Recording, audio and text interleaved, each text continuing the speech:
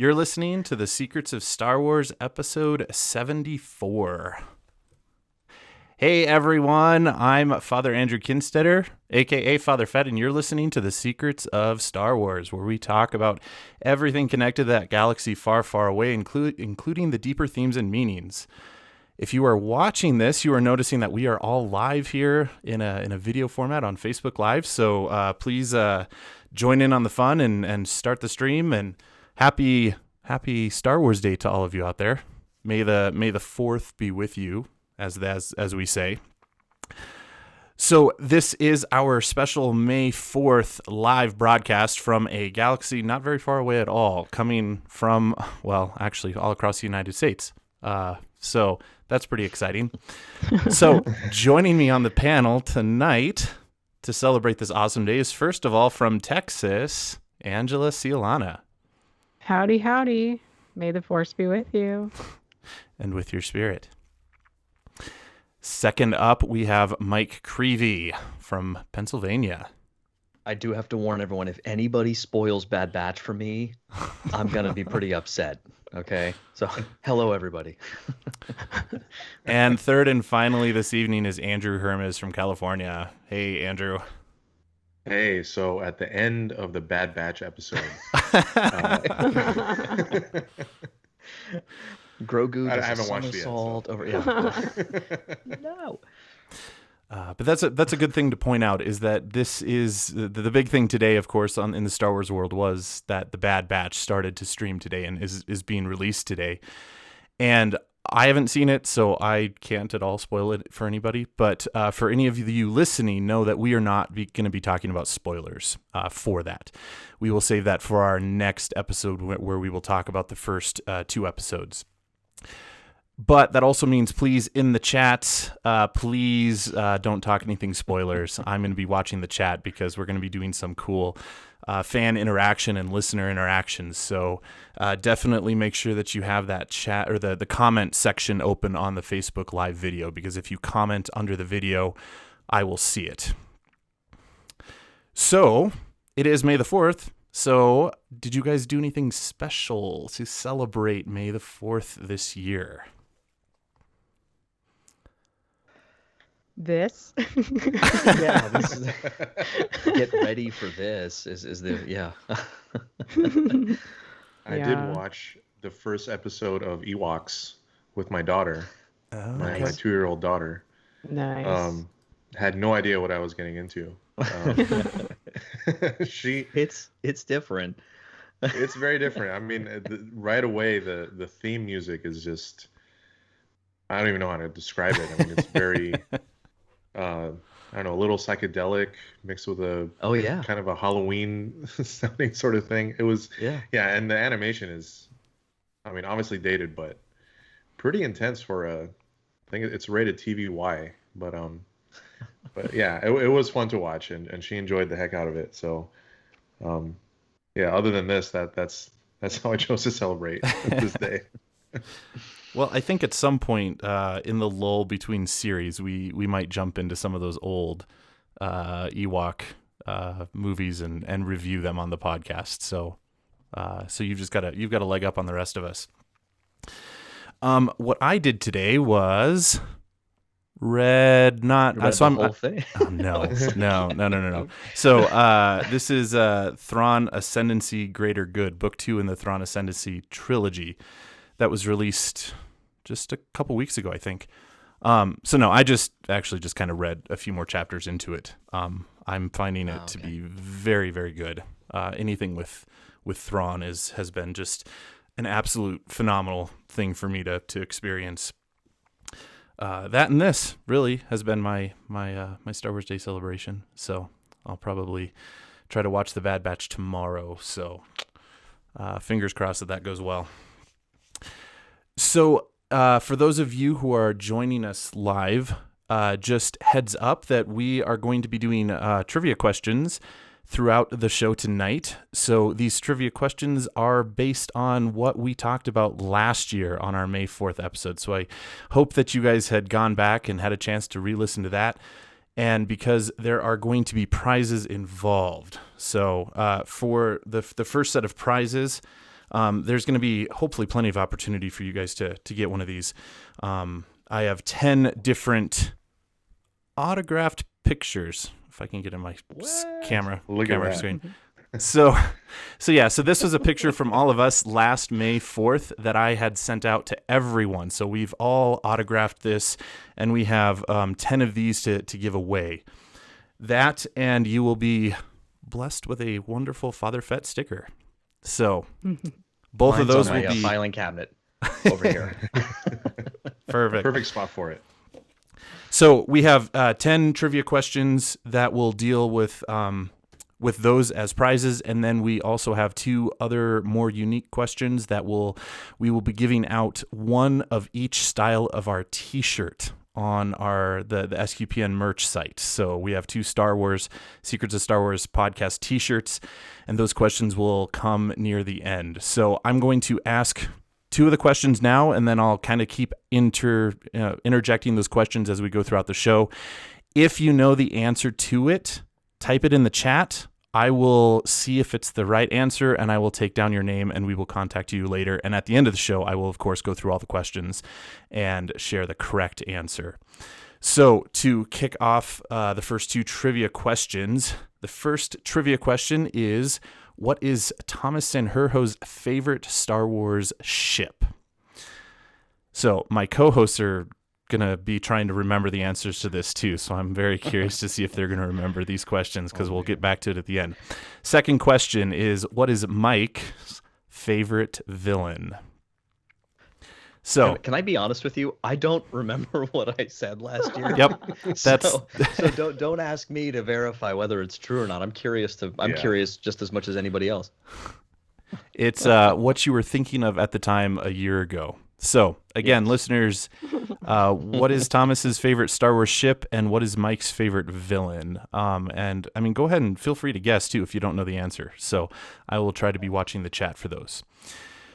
So to kind of then kick off our discussion then is, in general, it's been a year since we've done this. And so the generic question to throw out to all of you is how has Star Wars affected your life this past year? Well, I'll go because I came prepared. So first of all, I mean, this year was weird for all of us, right? I mean, I think, we spent a lot of time at home, and so Star Wars actually helped me bond with my husband more. We had some really tough situations, like probably some of the toughest situations this year than we have ever faced in our lives, period. So Star Wars was not only like an escape, like, entertainment can be, but really, when I was thinking about it, it was also a way to deal with life, like to process grief and to just think about the things that we were going through, to have the humor, to get through that, just basically healing, I think. The Mandalorian was so awesome. Like, it really was kind of like a companion through COVID life for a lot of us. And I think so, yeah, bonding with my husband, I think just bonding with family, and also just having something other than terrible things to be able to talk with other people about, coworkers and things like that. But then also, I gotta say, like, meeting with these people, like my friends on the panel here for the podcast, I think Thomas and I are the only ones that have actually met in person. But maybe correct me if I'm wrong, but but these people were like some of the only like human interaction that I had, like outside of home and like work, because even, when mass, like, I wasn't going to church in person because of the limitations that were going on and stuff. So it just gave me something to look forward to geek out, to know that I was going to have this friendship bond that we continue to have through the show, and just have meaningful conversations also. So, yeah, I would say that's how Star Wars affected me this year. I hope the goal isn't to make us cry tonight, by the way. It might happen. I think she had a premonition about that earlier. I just kind of reinforce a lot of what Angela said. The only thing I would just kind of add, just personally is, and this is largely just a pandemic or no pandemic, just the age that my daughter Noelle's at, especially our eldest. So she, was she's a December birthday, so she was like 3.5 when we really started going into lockdown stuff, and then so now she's 4.5, and she's right at this like perfect age to really kind of connect and resonate with some of the characters and stuff, and some things that I'm more comfortable having her see. So so we did a Clone Wars watch through, and she was like 2. She didn't really get anything, but she kind of had fun with it generically. And then there was rewatching some stuff, and do you guys remember that one Clone Wars episode where it's basically like aliens? Like they go down. Yeah. Where are they at? I don't remember what planet they're on, but anyway, I'll have to look that up later. But that one, I didn't show her that, because some of the people, it's okay. So like figuring some of that out. So honestly, just like the role that those questions in general, like it's Star Wars, but it would apply to other things too. Like the challenges of being a dad and sort of discerning like what to show and what not to show, like that's been practically helpful for me. But then it's been so joyful, just kind of, she really gets it. She's running around. We got the Disney store like lightsabers that you can actually fight with and stuff, and they're pretty durable. And she's running around routinely, like putting her little hand out, like, no, I use the Force on you, and she loves to tell me to stand still so she can stab me through my arm, and then I fall down. So just, like the interactions with my daughter through it, which I know so many people have said about, that our generation, especially, I think, growing up with Star Wars now, with passing it on to the Padawan, so to speak, and then also how much it resonates with little girls, too. So that's just been great and a lot of fun this year. Yeah, I relate a lot to what Mike just mentioned. I have a daughter she's 2.5 now, and yeah, this past year I just been able to share my love for Star Wars with her. You can see that little Grogu right there. I got that for myself, and it's no longer mine. I had to actually steal that from her for this. But yeah, obviously, she wasn't watching like Mandalorian with me because of her age, but she has seen like flashes of, as soon as she saw Baby Yoda, she was obsessed, and it started with that thing, and then I started showing her things that were appropriate for her, and just that one small thing, it was like, this is exactly why I wanted to. This is what I was looking forward to being a father. It was like getting to share these sort of things. So, as cheesy or nerdy as that may sound, but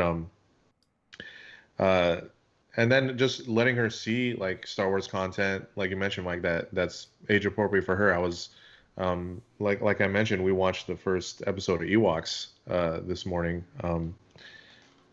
Again, I don't know if it is actually appropriate, but it was kind of scary. It was pretty intense. But just sharing those moments with her has been great, and getting to watch the shows with my wife, because she's not as big a fan as I am, but she does enjoy it. It's awesome. I think like most people, we've probably watched more content in the past year than for a few lifetimes, being stuck at home. But it's good to know that Star Wars was able to pump out a lot of that content during this year. So it was you knew you could rely on what Disney was offering, and like Angela said, getting to do this podcast has been amazing, and it just seeing how far we've come, like our latest episode, doing an episode with Vanessa Marshall was, incredible.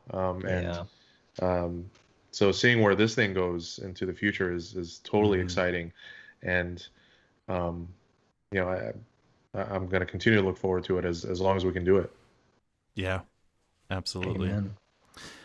I only feel like I could kind of echo just about what all you guys are saying, but if I were to like sum it up, I would say Star Wars has brought connection to I think to all of us, but also to me in a different way. I mean, so you guys have this really awesome perspective of having your families, or Angela, it helped you bond with your husband more. I don't have those same sort of familial attachments. But like I did things like I watched The Mandalorian season 2 with my dad when I went home for Christmas, and so that's been a really fun thing to do.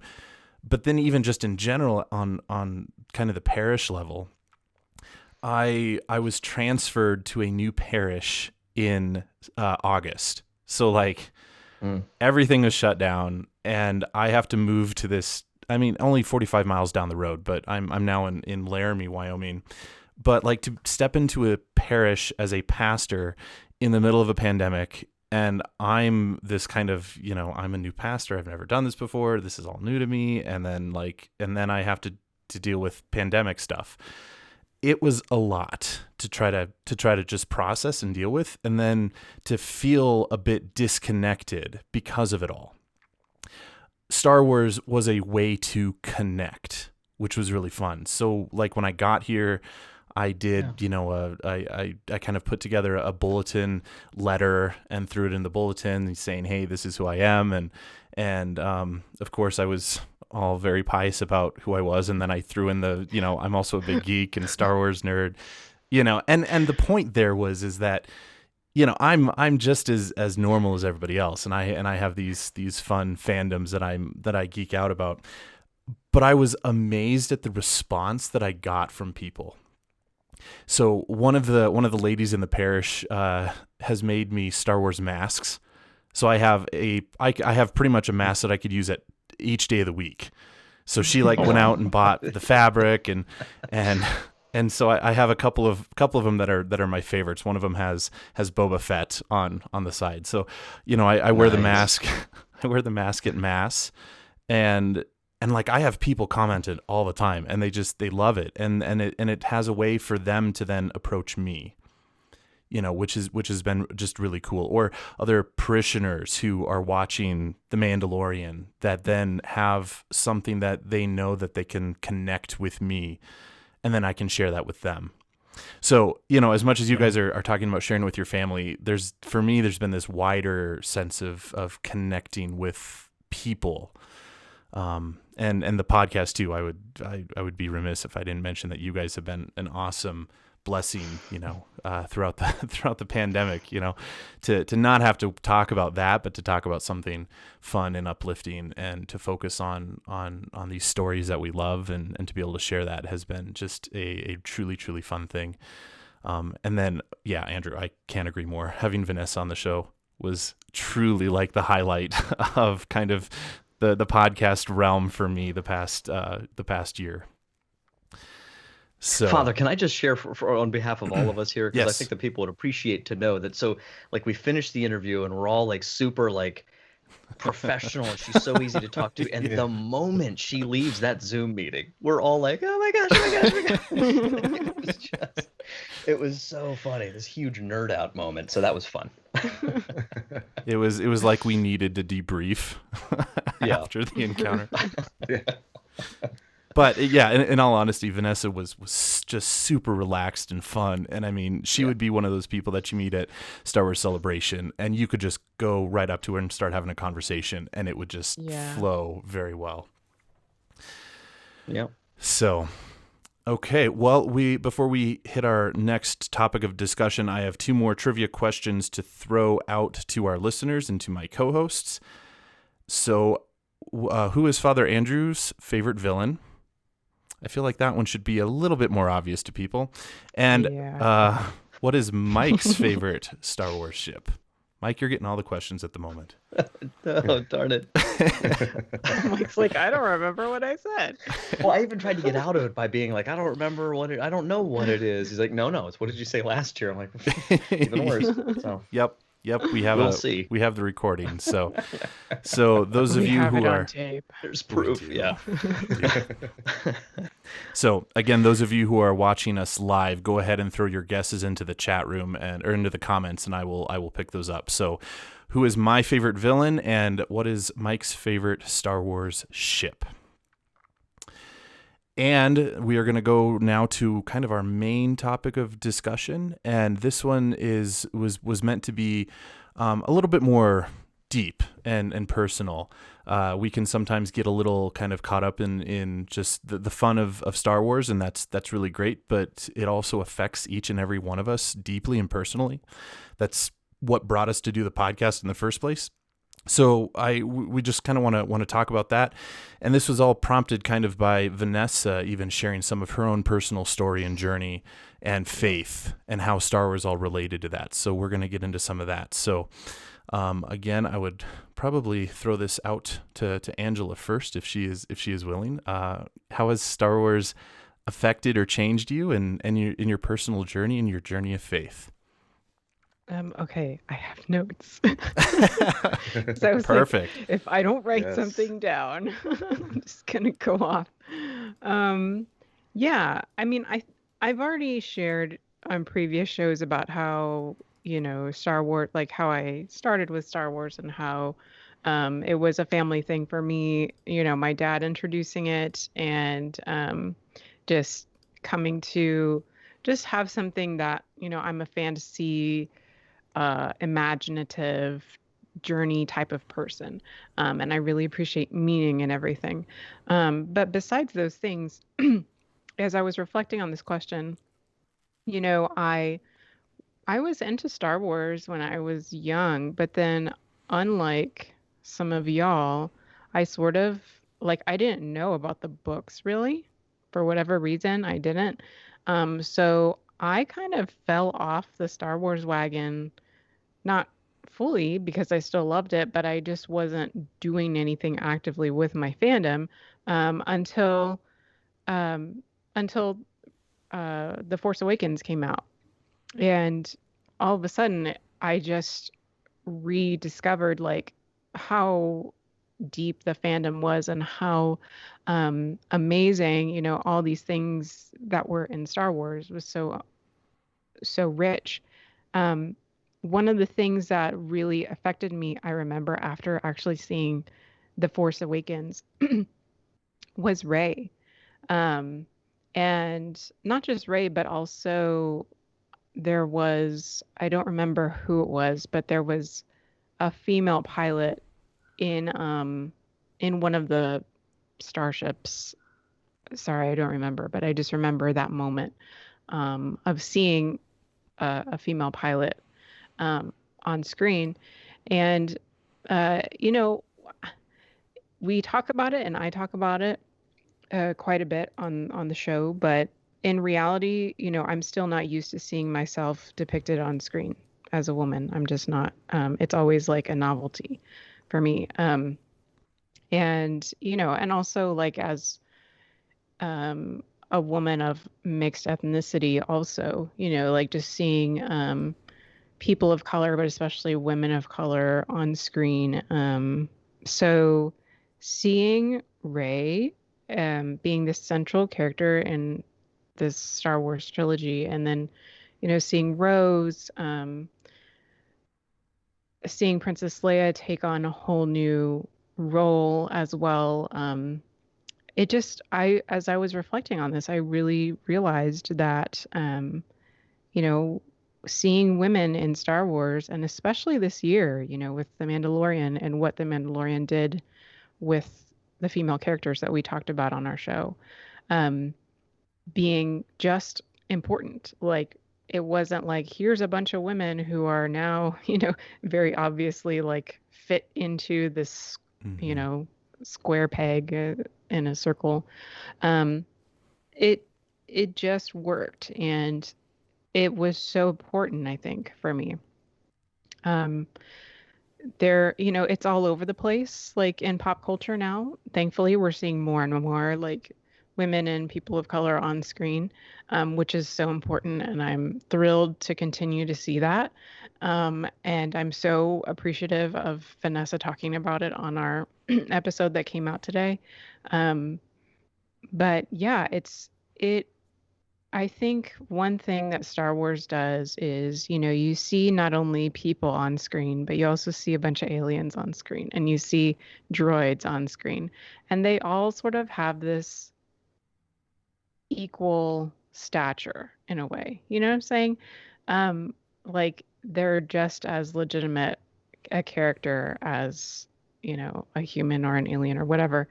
Um, and that is, I think, just there's something about that allows me to just enter into this other universe where it's like, yes, you know, there are societies that are depicted in Star Wars. Like there are these planets, there are these, other societies that have their cultures and there's some people that are downtrodden and there's some people that are, you know, living at a casino or whatever.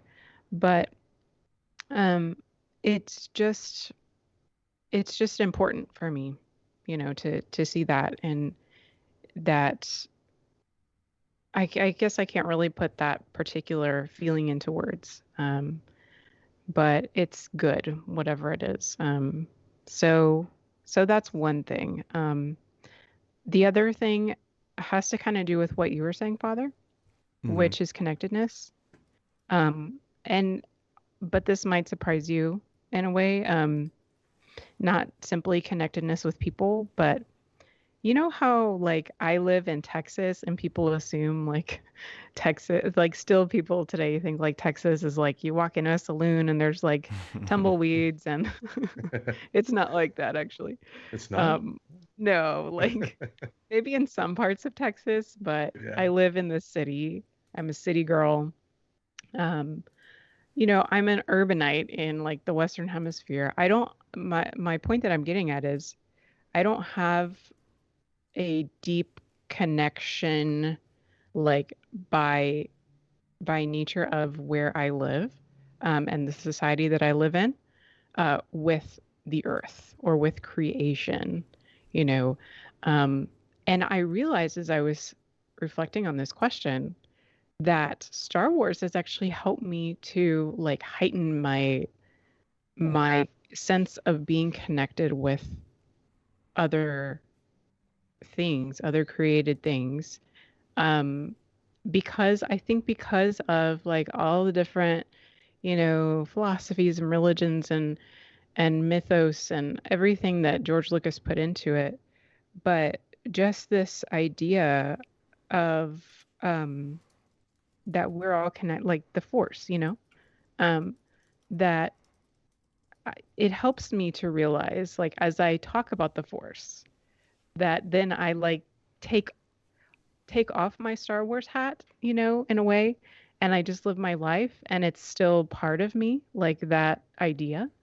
And so I think it has helped me to have a better sense that, God is in everything, like not in the pantheistic way, but like that God has touched and is touching everything and we can see God reflected in everything and that kind of, you know what I'm saying? Yeah. Hmm. So, especially Yoda and the character of Yoda, but the other Jedi as well. And Dagobah has really helped me in that way. So yeah, seeing myself, connectedness to creation, and then just, I would say ultimately, just pushing me forward, like encouraging me that the fight is still worth it, like that there's still good worth fighting for in the world. And Obi-Wan, my favorite character, being the role model for that in a way. But then also Luke throwing his saber aside and not like in the sequel trilogy necessarily, but in the original trilogy, throwing his saber away and saying, here I am, because like he was, again, I bring this up so much, but the theme of vulnerability, the theme of love and giving of oneself, because Luke did that because like the worst thing to him was hatred, was the lack of love, right? Like he threw his saber away because he wanted to connect to his father. And so just all of those things, like I don't know, I guess that was a mishmash of so much, but yeah, that's my answer. Thank you for sharing. I think we can all relate to that, and I mean it's a proof. I mean it's another recognition of God's inherent goodness in His creation, whether that's things that we create, that all plays a part in that as well. God gave us the imagination to tell these kind of stories, and that's a really beautiful thing. I'll let Mike or Andrew go first, and I'll take the last. Do you want to go, Andrew, or? I'll go. Yeah. Yeah. For me, it's funny. Getting to again, talking to Vanessa, getting to do a podcast with her. I kind of related to her. She mentioned she's an only child, and I'm an only child. So growing up, I wouldn't say I was lonely growing up. I was fortunate enough to to be around a lot of family and having friends and stuff like that. But life at home, you are alone, for a good portion of the time in your room and left to your imagination. So Star Wars was one of those things that became I don't know, an obsession, or just something I just geeked out over. I would say Star Wars and comics and that whole fandom was something that I was really into at a very young age, and it just became a place where I could just lose myself and just go to another world and be able to spend my time with all these characters and appreciate with age the cool thing about Star Wars is it's been around for so long that when I first got into Star Wars, like really into Star Wars, was right before Phantom Menace came out, and I had seen the original trilogy and was a huge fan of that, and the anticipation of the Phantom Menace. I mean, if you're old enough to remember what that was like, was just on another level. I mean,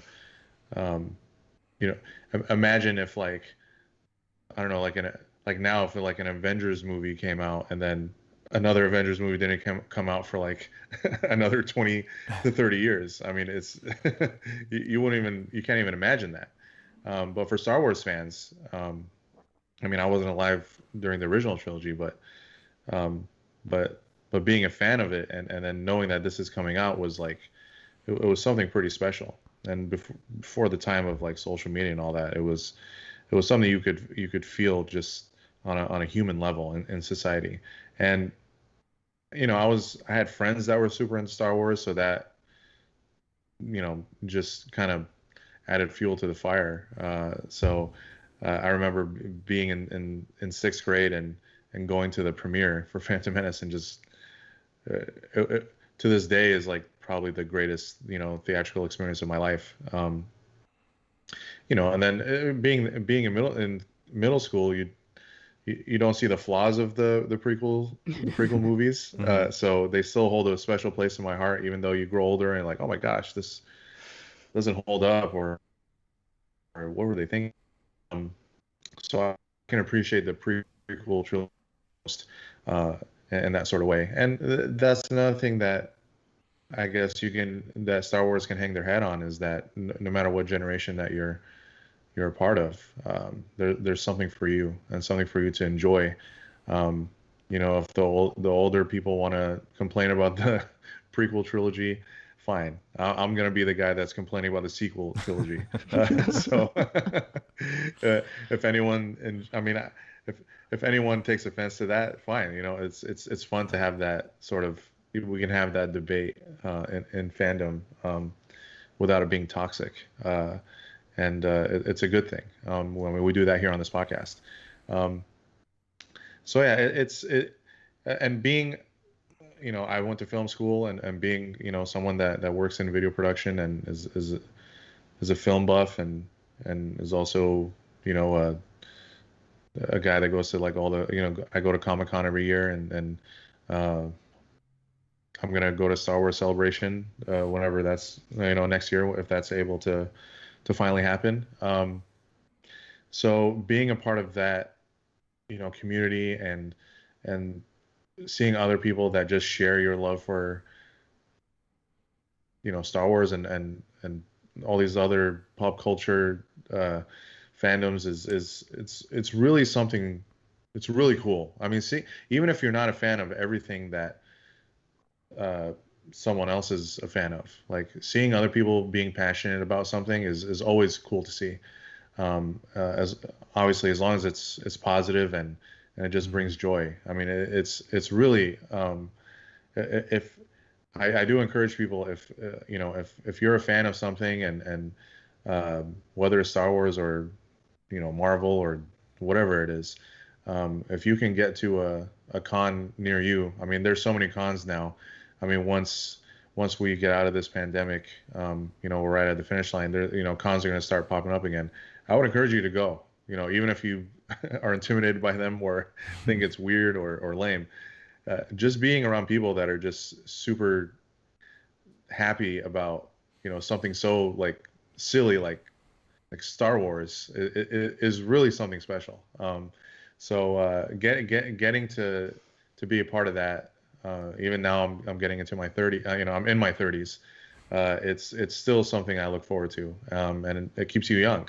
So I'm not ashamed of it, and I never will be. So it's definitely cooler now to be a part of fandoms like that than it was before.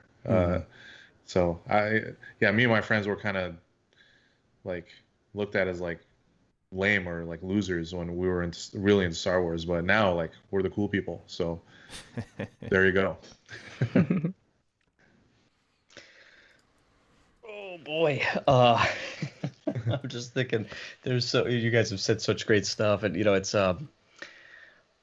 my head's just spinning with all these memories. I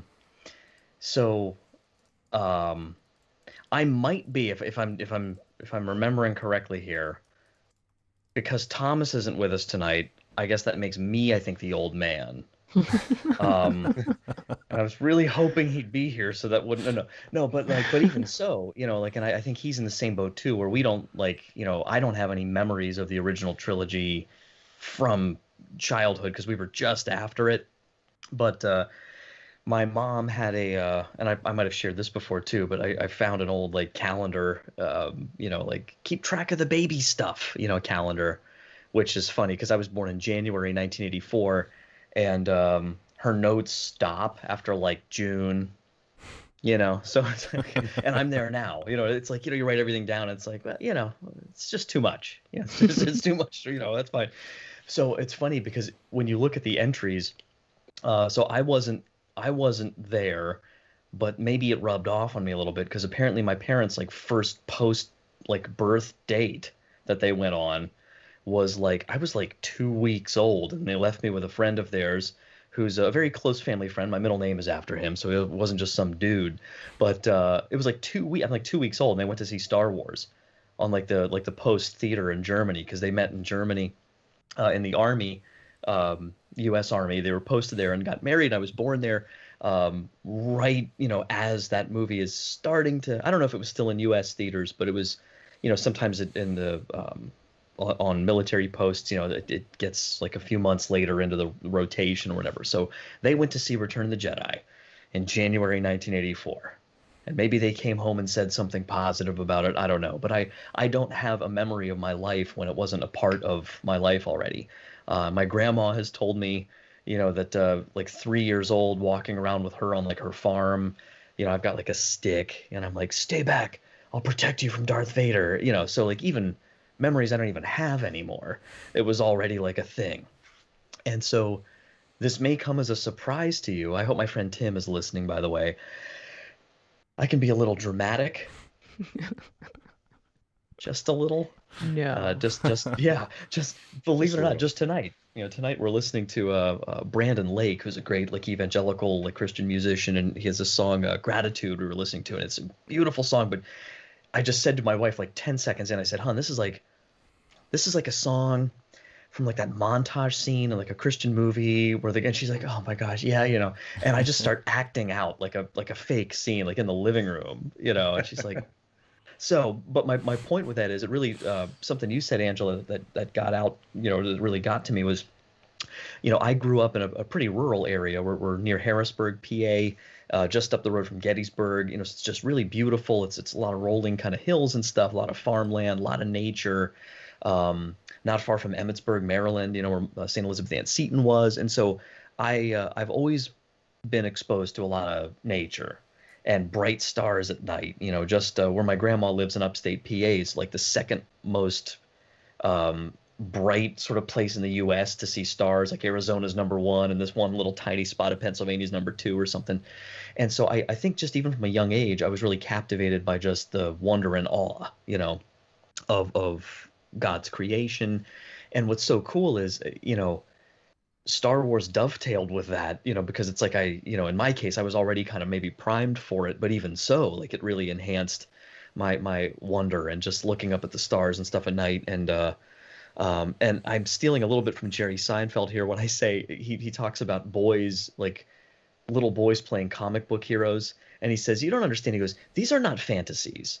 These are options, And I've sometimes thought that with Star Wars, it's like, I know it's not real, but it is a little bit, right?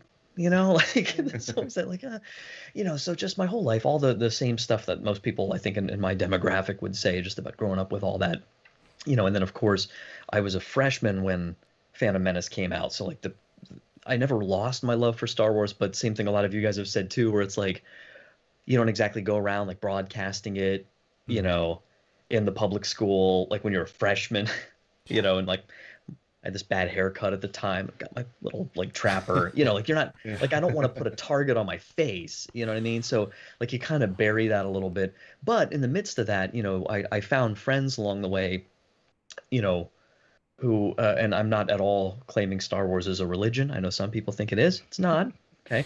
But, in the early days of Christianity, when like, you draw like half the fish in the sand, as you're talking to the guy, and then he draws the other half, like you don't really want it to be known, but you're like, hey, So I'll never forget, just real quick little rewind. It was 6th grade for me. It was spring 1996. I'll never forget. My friend Arthur, who sadly is no longer with us. That's a whole other story, but I'll mention at the end here. But he comes into science class. And he sits down next to me and he holds up those Decipher Star Wars customizable card game, like that deck. They were Magic the Gathering was a big deal. I wasn't into it myself, but that was like that era. And he's like, look, Star Wars cards. And I'm like, dude, that's awesome. I'm like, who's Tyree? Like you're going through all like these like second, third, fourth tier characters, and you're like, oh, that's what Dantooine looks like. And it was all just like, it wasn't from the movies, but some of it was, and so that for several years was like that was a real big sort of re-engagement with the Star Wars universe at like a really nerd level, like, who has, like Obi-Wan has this power level and this ability level, and talk about a nerd, you know what I mean? But it really like drew me in, and like all the different textures of it and how it all like connected. And then of course, as I got into college and like the prequels were coming out, lifelong fan, just ever deepening sort of levels of appreciation. And then I think after that, like in my late 20s, I think I really started to, just in my reading and interest, especially as I was starting to teach theology, learning more about like Joseph Campbell and the hero's journey and archetypes and the story of like behind the story and how Lucas was formed and all of that just enriched the whole experience, for me. And like I mentioned, my friend Arthur, and like losing him a few years ago, very unexpectedly. For me, on one hand, it's like I can't help but like, that's always like this shadow, over all those memories in a sense from sharing that with him, in middle school and high school. But by the same token, I feel like there's almost like a vicarious appreciation I just carry around with me, even when I'm not thinking about it, where I feel kind of like all of my fandom now, at this completely loosened whole new level, where it's like, I don't care who I tell my students about it every day because what are they gonna do? You know, like they're sitting there like this morning. I'm like, hi guys, I know you think I'm gonna talk about Star Wars today. Don't worry, I'm actually not. I am wearing Chewbacca socks. And I show them. They're like, it's like, what are you gonna do? We have a whole, those the blankets that you can put your arms through, like the fleece blankets, Yeah. Yeah. And I'm so sorry if whoever got it for me is listening to this and I forget who you are. But a family member, a friend, somebody, everybody knows I love Star Wars. Star Wars is everywhere. They got me this blanket for Christmas, and I don't wear blankets, So like I'm like I want to, So it was folded here in the house, but I took it into my classroom a few weeks ago. We pinned it up on the corkboard strip across the back of the room, so there's this like full length Darth Vader body, like shroud in the back of the room.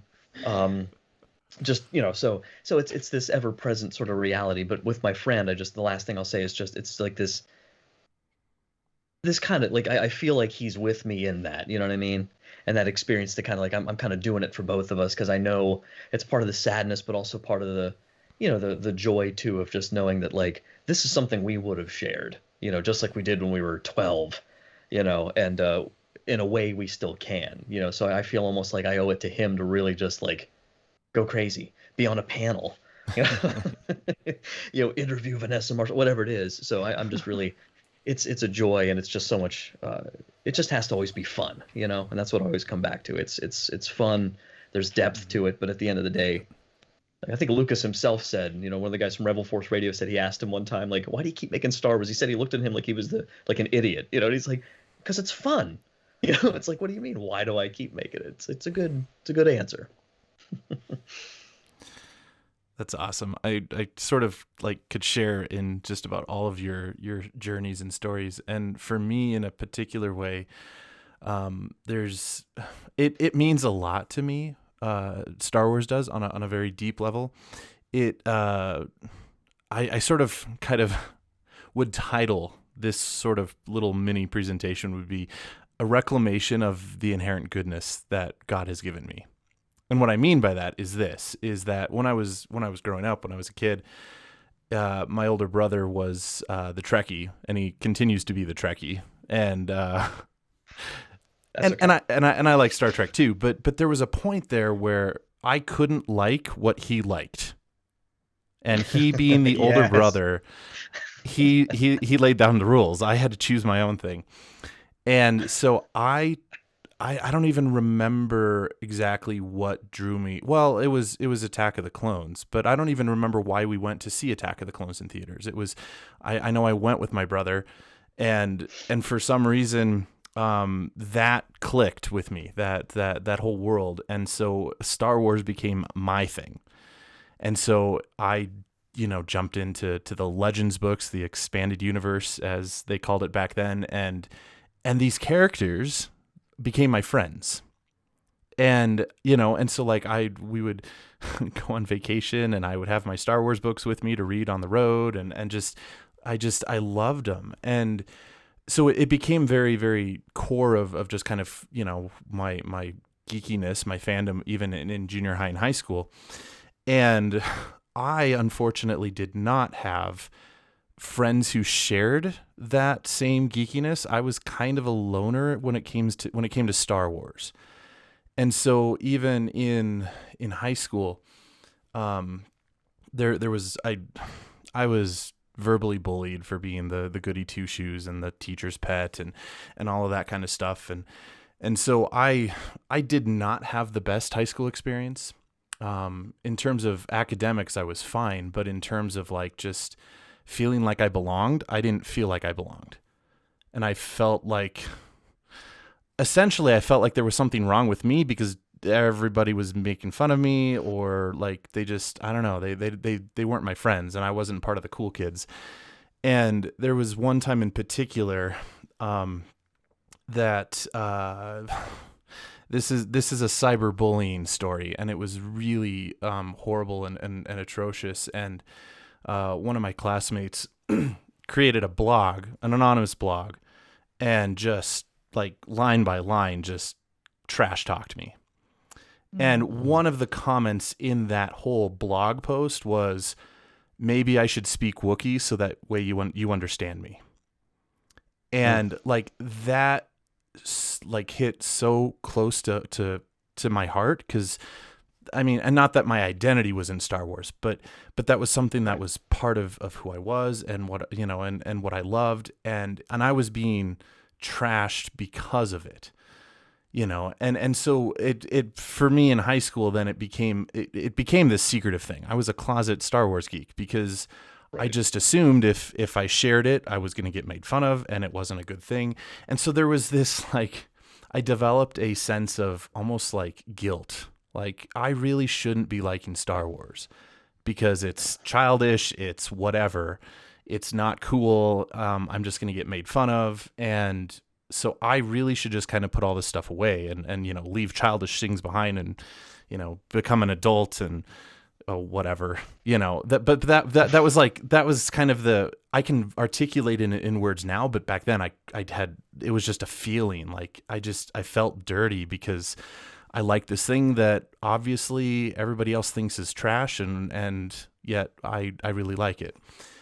So the spiritual journey there became just kind of in growing with who I was as a human being and meeting new people, and in particular going to seminary then and just learning more about theology and learning to recognize my inherent goodness, that God created me, and he created me good. He didn't create me, you know, with this bad part or this corrupted part. And I really struggled with that for a number of years, and had to continue to kind of grow through it. And it wasn't until I think it was my first year of theology that I was like finally comfortable to just broadcast, like, yes, I like Star Wars. Yes, you know, and like finally maybe starting to put like some things up in my dorm room, you know, that were Star Wars related. So when people came over to visit, you know, they could, oh, you like Star Wars, you know. And so at that point, people were way more okay with it. I didn't have the same animosity reaction from it, you know. But there was also just this recognition that it's perfectly good that I like Star Wars. There's nothing wrong with it. And in fact, that's one of the cool ways that God created me, Father Andrew Kinstetter, you know. That's nobody else has the gifts and talents and the exact same geekiness that I have. That's what God gave me. And I really had to learn to just really embrace that. And I mean, you can kind of see the end of it. Like, I host a Star Wars podcast, and I'm known as Father Fett online, you know, and so like I finally, you know, decades process here, like learned that, you know, he's a priest now, but at the time when we were in seminary, he's a deacon, and he was giving a homily one time, and he ended up saying, as long as you're not sinning, God delights in what you delight in. And that has just stuck with me, because like there are so many people, and I had that temptation too, that it was almost like we can't like these things, the geekiness, the childish things, because they're somehow, you know, not worth doing, or they're not, you know, in line with, you know, even some people can take it on a spiritual level a bit too far. That is, if you're doing anything that's not related directly to God or religion, it's wrong. And that's not right at all. I mean, you know, as long as we're not sinning, God delights in all the things that we as his creation create, you know. And so Star Wars is part of that, and the minds that go into it, and the people that I've met. And then of course, Andrew, you were mentioning cons. I went to my first Comic-Con I was just ordained a priest, and it was Denver Comic-Con in 2016. And I wore my clerics, and in fact, I always wear my clerics when I go to cons, and I wear different t-shirts depending on I theme my t-shirts on who I'm going to meet. So, but I also get made fun of for how many different t-shirts I have because of that. If you look at my pictures, but like there was this freedom of going as a priest to a Comic-Con and just geeking out with everybody and loving it and connecting with the celebrities, connecting with the other attendees. And it was a celebration of God's creation, both in me as a person, but also in everybody that was there. So, that is what Star Wars and this whole journey has really done for me. Is it's made me more, I guess it's made me more who I am, and it's made me embrace who I am. And that's exactly what we should do. As we look at how God made each and every one of us, we should look at ourselves as the way he looks at us with love, and these things are not things to shy away from. But junior high and high school is horrible for that. But yeah. I just want to ask you a real quick question. I just prompted from what you just said, because I almost wonder, and maybe you could speak to this a little bit, but I mean, do you think, just from your own experience, that journey, of finally being able to embrace that fandom, do you think that might have contributed to then, for example, you going to Comic-Con in clerics? Mm-hmm. Quite frankly, because I'm sure that it's not always easy, to go into those public places where you may not from your vocational standpoint. So I wonder, that just hit my mind. I wonder if that might have contributed even to that, in God's plan.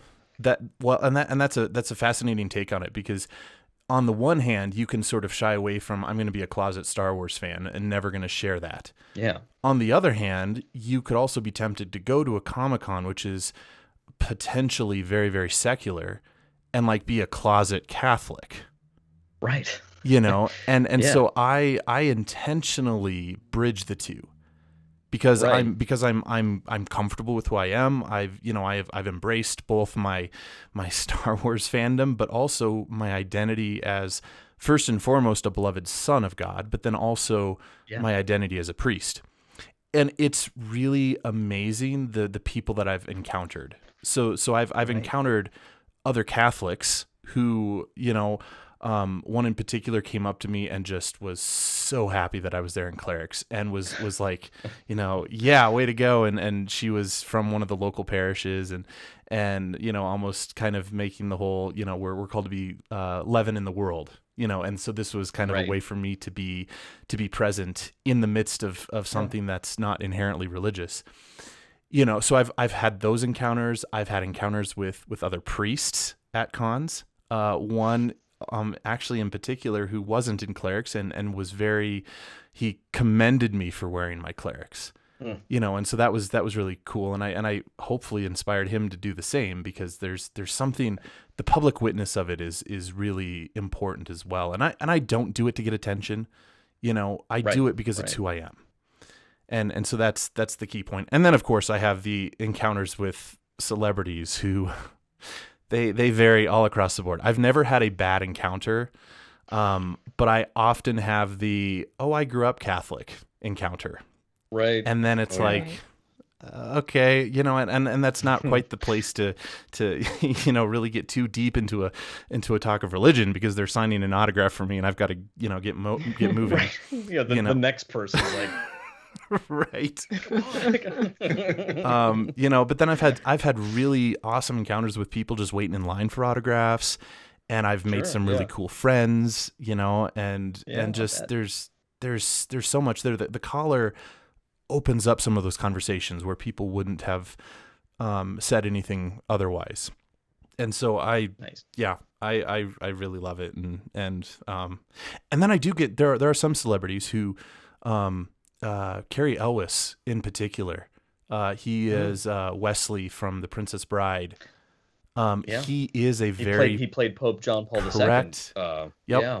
And he's an active practicing Catholic. And so like when I met him, I didn't know that. Yeah. Wow. Yeah. So when I met him, Wow. his immediate reaction to me was to go write down a couple names on a Post-it note of people he knew that I think they had cancer or something, and he wanted me to pray for them. So, Wow. So like I've had encounters, I mean, across the spectrum of never a bad encounter. Often, you know, it's the confusion, like, you mean you're not ever going to get married, and the you know, that kind of right. The typical stuff, right? you know, but What are you doing here? right. But then when they Are you see allowed to be here? Are you allowed to be here? Like, yeah. but then they see my geeky t-shirt and they're like, you know, and it just, yeah, it's a bridge builder there, you know, like I can bridge things where people just, yeah, it's so much fun. And I have been deprived. It's like Paul in the that. Acropolis or something, you know? Right. Like, it's, you know, it's just Right. Wow. So on that note, Andrew, I hopefully will get to meet you in person at Star Wars Celebration 2022. Yes, I'm very much looking forward to that. So yeah, hopefully that comes together. It's been delayed too long. So yeah, so that'll be good. I already have tickets, so as long as everything goes through, I will be there. So we are going to transition now, unless there was any other follow-up comments or anything from any of you guys. No. So just a reminder to anybody who's watching us live, we are doing trivia questions that you guys can get prizes for, but also, and I keep forgetting to say this, if you have questions for us that you want us to answer on the podcast, go ahead and throw those into the chat as well, and I will collect those, and we will answer questions from you guys at the end of the episode. So be sure to do that. And I have 2 more trivia questions to throw your way. And so the first one is going to be, what would Thomas's force power be based on his personality? Oh, what did he say? I think oh my gosh. So yeah, keep thinking about that. And then what would Andrew Hermes's force power be based on his personality? Let's see if he remembers. But Gosh, I have no idea. Okay, that one I kind of remember. That has something to do with like persuading people, right? Or something like that. Oh, you might be right. Might be right. So that's a freebie for anybody out there. Yes, Angela, you're right. But Claim it in the chat now. Oh, man. that or Angela, we you get an autographed photo from all of us. of us. You did not get that hint. Okay, we are going to transition to our next fun topic, and we decided that we wanted to have a discussion on the best viewing order of the movies. Mike's got his notes very clearly Mike's there. ready. I'm not ready for this. He's ready. I'm gonna throw out the first 2 that are the most common. They are not my recommendation, or some of the kind of obscure recommendation. So, the most common, I think, I don't know if that's fair to say, but the most common way to watch the movies would be the release order. So, starting with Episode 4, A New Hope, going to Empire Strikes Back, Return of the Jedi, and then the prequels 1, 2, 3. And then jumping to The Force Awakens 7, and then we are going to throw in Rogue One and Solo. So Rogue One would happen next, and then The Last Jedi, and then Solo, and then The Rise of Skywalker. I'm just laughing because it's like you list it, and then it's like, oh gosh, that's so confusing. Like if that's your first time. Yep. Wow. Or you could go in chronological order. So chronological order flows easier to some degree. You've got the prequels, Episode 1, 2, 3, and then Solo, and then Rogue One, and then Episodes 4, 5, 6, 7, 8, 9. So, any reactions to either of those before we get to the kind of the more obscure ones? No, I'm just messing around. Well, the first one is the order that I saw them in. Right, I think all of us saw them, Yep. and that's the funny thing. Yeah. Like that should make the most sense. Oh. I that would be my.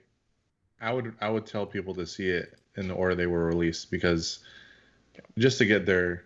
I mean, I guess it would be cool to have people, like, if they're watching it for the first time, to just watch it in one of the more obscure orders or in chronological order. But I feel like just so people can kind of share the same experience. It might be boring, but I think the release order is what I would tell people to go with. Wow. Start with the best and end with the worst. You're not opinionated at all, are you? Nah. Oh my goodness. Mike, what are your thoughts? It's funny. I did. I was probably just scraping around for a podcast topic. This is like maybe 2 years ago. And because 9 wasn't out yet, but it fits into this. And I was like, I could do a Mike's ultimate viewing order. Like, it was just a random thought, and I was doing a rewatch at the time.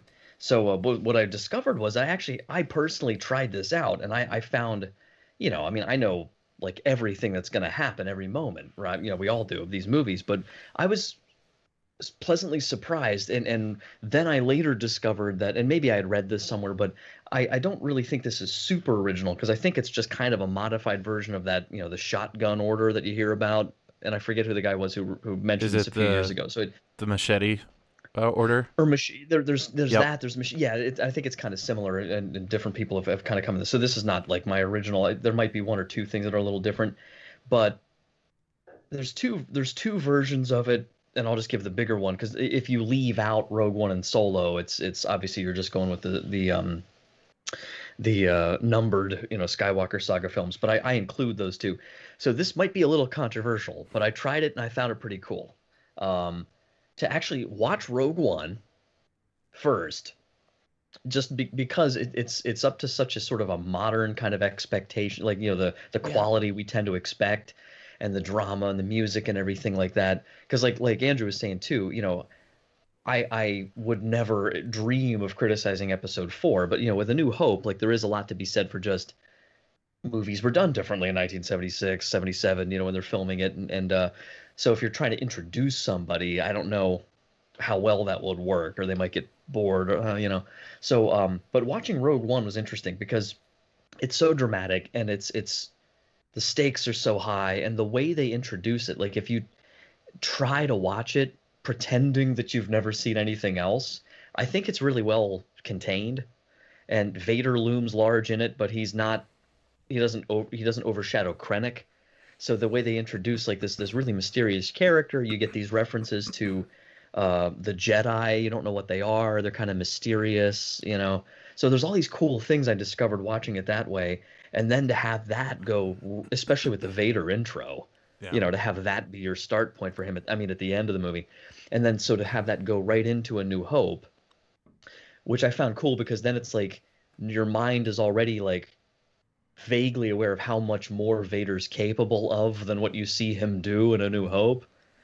And then you watch Empire after that, you get this flow. And then what's cool is, what I like to do is at the end of Empire Strikes Back, you have this like crazy moment with the reveal of Vader being Luke's father. You don't know about that yet. It's still it preserves the surprise of it.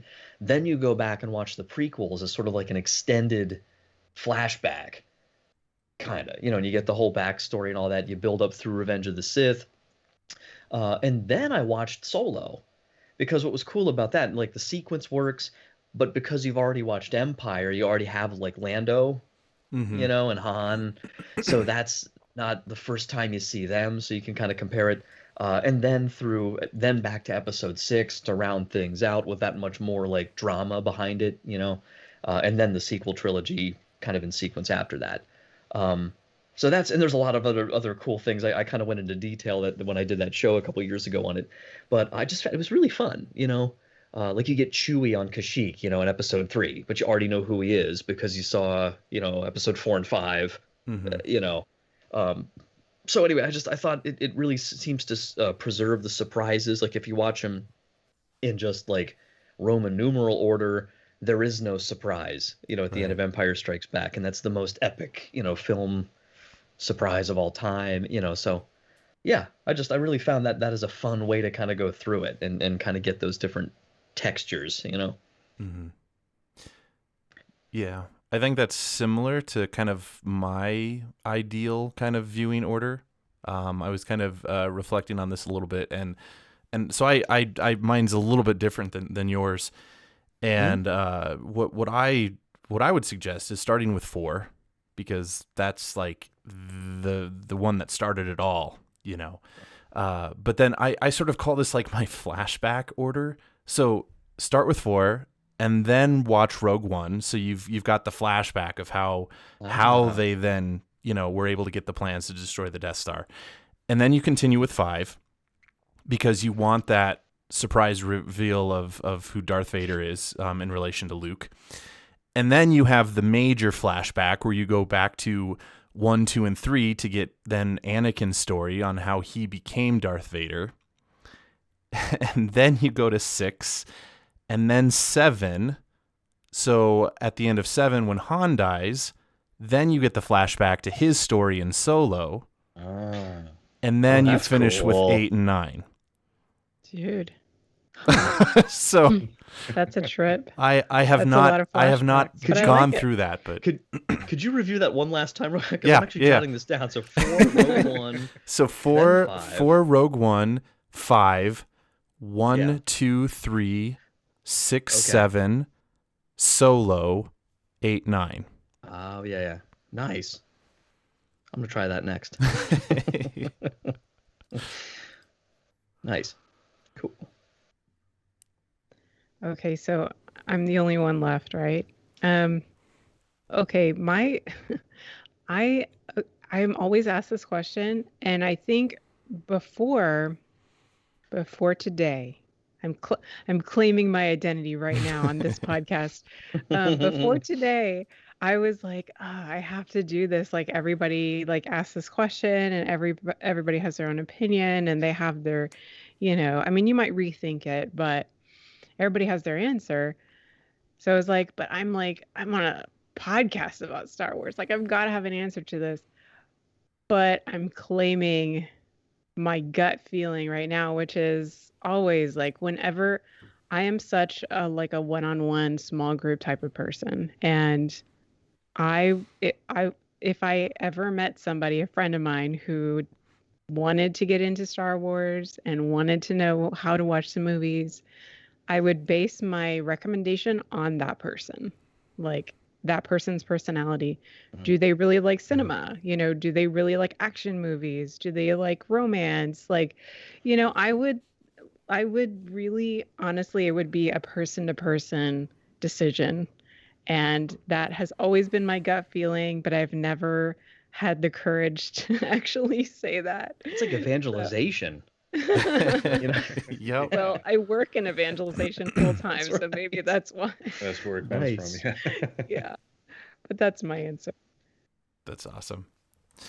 I mean, yeah, we each have totally a different take on it, which is kind of the point, and that's what makes for good discussion. So, those who are listening, or even listeners after the fact, if you have a different or unique order that you guys think would be fun, definitely let us know. So either in the chat or email us, because we'd definitely like to know that and share that on the podcast in the future. Going back to our live audience, we have a couple more questions, trivia questions for autographs, and so these ones are a little bit different. Where would Thomas build his vacation home? So which planet in the Star Wars universe would Thomas build his vacation home? Andrew, you're up next. Where would you build your vacation home? I think I remember this one. Yeah. Okay, hold on to it, and we'll let all the guesses come in first. Also, again, just a reminder, if you have any questions that you want us to answer, we will answer those at the end of the podcast, so throw those into the comments. Next up, we are going... In theory, shouldn't the vacation home thing stick? Because if we're talking about investing in like this place I'm going to go back to over and over, it probably shouldn't have changed in the last year, but now I'm nervous that it did. We'll have to go through that, because I do remember what I think I remember what each of yours is. I remember what I said. I didn't use think I do. everyone's, but I think. Yeah. Yeah, we'll come back to that and see if you're able to remember and have that into your investment. So since this is a video podcast today, this is always the important thing to show things. So I asked each of my co-hosts to bring a couple items for a classic elementary school show and tell. So I think we'll start with Angela, if she would be so willing to show us a couple of whatever Star Wars related things she wants to show us this round. Sure. Well, my first one is what I'm wearing. It's my co-hosts have seen this, but it's the Ahsoka Tano long sleeve from her universe with the Leiku pattern on the arms. I just got this. It's not easy to get, huh? That's no. like a highly sought after shirt. It is super highly sought after. I just got this a few weeks ago. I've been wanting this for probably years. Her universe, they make great stuff. However, whenever they released the design, because I've been like on their email list for a while, I was like, I want that. And of course, like every time they've released it, it's been sold out. So I finally got it. Yay. But Ahsoka is my second favorite character. So yeah. And also a plug for her universe. I know a lot of people know it as like a female source for female fandom fashion, but it's actually now it's everybody, even infants, and I think they even have like pet stuff too, but just everybody can go get awesome, unique designed official merchandise on all kinds of fandoms from her universe. So plug for that. They're great. Yeah. I'll plug them too. Yeah, I've actually met, I forget her name, the owner of her universe. Ashley Eckstein? Is Yes. she the owner? Yeah. Yeah. She started her universe. Okay. And we all know who she is. But I was drawing a blank on her name. She's incredible. She's usually at they always have a booth at Comic-Con and at almost all the cons, and they have long lines and a lot of exclusive stuff. So yeah, I would definitely give her a plug. Awesome. And then Father has something for my second show and tell, and that is my desk at work. So I've talked about this, I think, on a previous show, but I just wanted to show you guys what my desk at work looks like. So there's a Death Star calendar on there. I took this today. Obviously, it says May 4 on it. And that one is the one that my coworker has got me for a birthday. Pretty much everything that I own Star Wars, like somebody has gotten it for me, except this shirt. And then I have my Obi-Wan pop figure there, bobblehead. And it's always neat to see people's reactions when they walk in, because I work, like I said, in an evangelization ministry, and my office is like, when people come for tours, it's like one of the first things that they turn in down the hallway and see. And then they, like, I know they see my Star Wars things, and usually it's a little bit cleaner than that, so they really stand out. And I just, it's cool because sometimes people feel free to be able to have a conversation, kind of like what you were saying, Father. So that's neat. And but the other funny thing that I talked about on the show was that I have pictures of my bishops. We just got another auxiliary bishop a few days ago, and so I need to get a picture of him to put there. But it's very funny, I think, that they're right near the Death Star. It's very strange, but that's just the way it turned out, that they have to be there. So yes, may the Force be with them as well. That's great.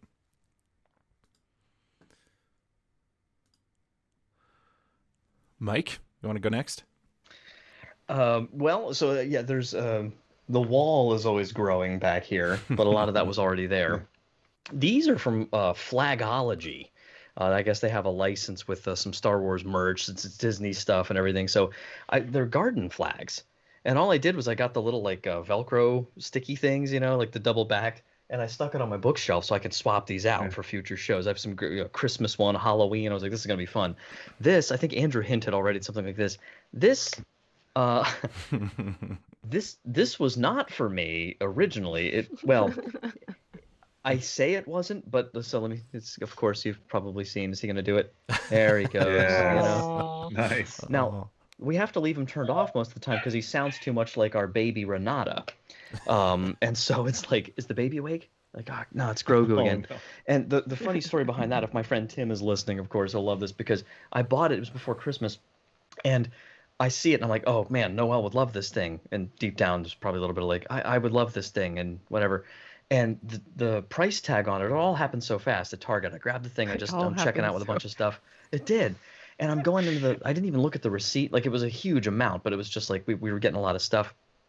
And so my wife was not with me at the time. So I thought I'd ask forgiveness rather than permission. So I'm walking out to the car and I'm texting my buddy. I sent him a picture of this thing and I was like, dude, look what I just got. And so he writes back as I'm getting the text as I'm looking at the receipt, walking to the van in detail, and it's like $60. And I'm like, oh, okay. And he writes back. He immediately texts back. He goes, "Sweet, was that the one at Target for like $70?" So like he immediately knows. And I'm like, apparently so. I said, but I got it for 60 because then it becomes like, well, I got a deal. And but meanwhile my brain's trying to justify it. So that's he's around, which has been fun. Somebody got me these for Christmas. The family. I don't know if you can see these. I think Dom had these too. The light side and dark side playing card decks, which are cool. Then there's of course, I got this at Michael's in the You're Gonna Get package. And I think that's my favorite element of your whole collection. Angela has commented on it. I was like, there may or may not be some YouTube videos or like a reference in a YouTube video here or there on my channel where I may have said some things I regret about Snoke, but whatever. Not so much Snoke, but what happened to him. And then last but not least, the thing I'm most proud of, this was the big one this year, the Obi-Wan Hilt. So and this awesome. sucker, this is like cool. Several pounds. This is probably, I don't know, 2 or 3 pounds. And the guy, I give a shout out to Roman Props. His name's Roman, and he spent years. He has a whole story on his website, which is cool. He spent years tracking down every single specific part that went into the original Obi-Wan saber, and found them and made his own from it. But then since then, he has like a machine shop, and he like himself. He creates all the individual pieces in his machine shop, like according to original spec. So they're not original parts, but they're identical to screen accurate original parts. And Obi-Wan, like Angela, my favorite character, this is pretty cool. So I needed to have this before the Obi-Wan show came out, and I didn't know at the time when that would be. So now I can sit there holding it with my popcorn whenever that show airs. So that's my stuff I want to show. Cool. So cool. I wanted to share this. This is a book that recently came out. It's The Empire Strikes Back from a Certain Point of View. Mm-hmm. I highly recommend it. So it's a bunch of authors. I don't know if they're all Star Wars writers or just people that or writers that are fans of Star Wars too that contributed. I got it recently, so I haven't gone through the whole book. But they take like a famous scene from Empire and they retell it from like an obscure character's point of view. So it's really neat. It's really cool. It's commemorating the 40th anniversary of the film, and I'm enjoying it so far. So it's there a lot. I mean, if you go to any bookstore or you go on Amazon, obviously there's like a ton of different like oh, here's a book on all the different ships from Star Wars, and like I have a book like how to like like How to Not Get Killed by an Ewok, like those sort of like, party books, Yeah. whatever. This one kind of stands out and is unique because it's like I mean, you can see, if you could see, like these are all the different like contributors. huge. So Mhm. there are so many different stories, my and gosh. you can just get lost in it, and it's really cool. Pretty sure Like, John Jackson Miller is one of the authors in there. Oh, is he? Mike, Nice. just FYI. Yep, he's on there. Yeah. Like there's just for example, I'll read some from the sleeve. So Austin Walker, he explores the unlikely partnership of bounty hunters Dengar and IG-88 as they pursue Han Solo. Hank Green chronicles the life of a naturalist caring for tauntauns on the frozen world of Hoth. So it's stories that you wouldn't even think of, and it's really entertaining. So I highly recommend that. And can I just say too that I got the first version of that from a certain point of view, and those books actually go towards a charity to help children in need.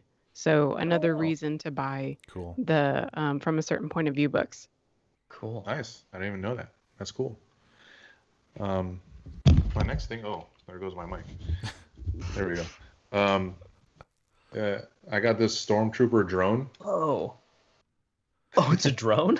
Yeah, it's a drone. Yeah. Oh, That's wow. so Yeah, cool. you can fly it. Yeah, it's really cool. I'm not gonna fly it indoors, but I've done it before, and it's a disaster. But I don't know. I just thought it was cool. I mean, there's not much to it. It's a drone, and it's got a Stormtrooper on it. Is he the one who hit? Is that Jason Sudeikis? No, it's the one who hit. Do we know which one that is? No. Yeah, I gotta take it. Let me see if I can unmask him. No. Yeah. But I thought this was neat. That's so And cool. yeah, it was fairly. I mean, for what it is, it was. I don't remember how much I paid for it, but it was fairly inexpensive. Drones these days are just a dime a dozen now. So Mhm. if you're gonna get one, why not get a Star Wars drone? And one more thing I have back here.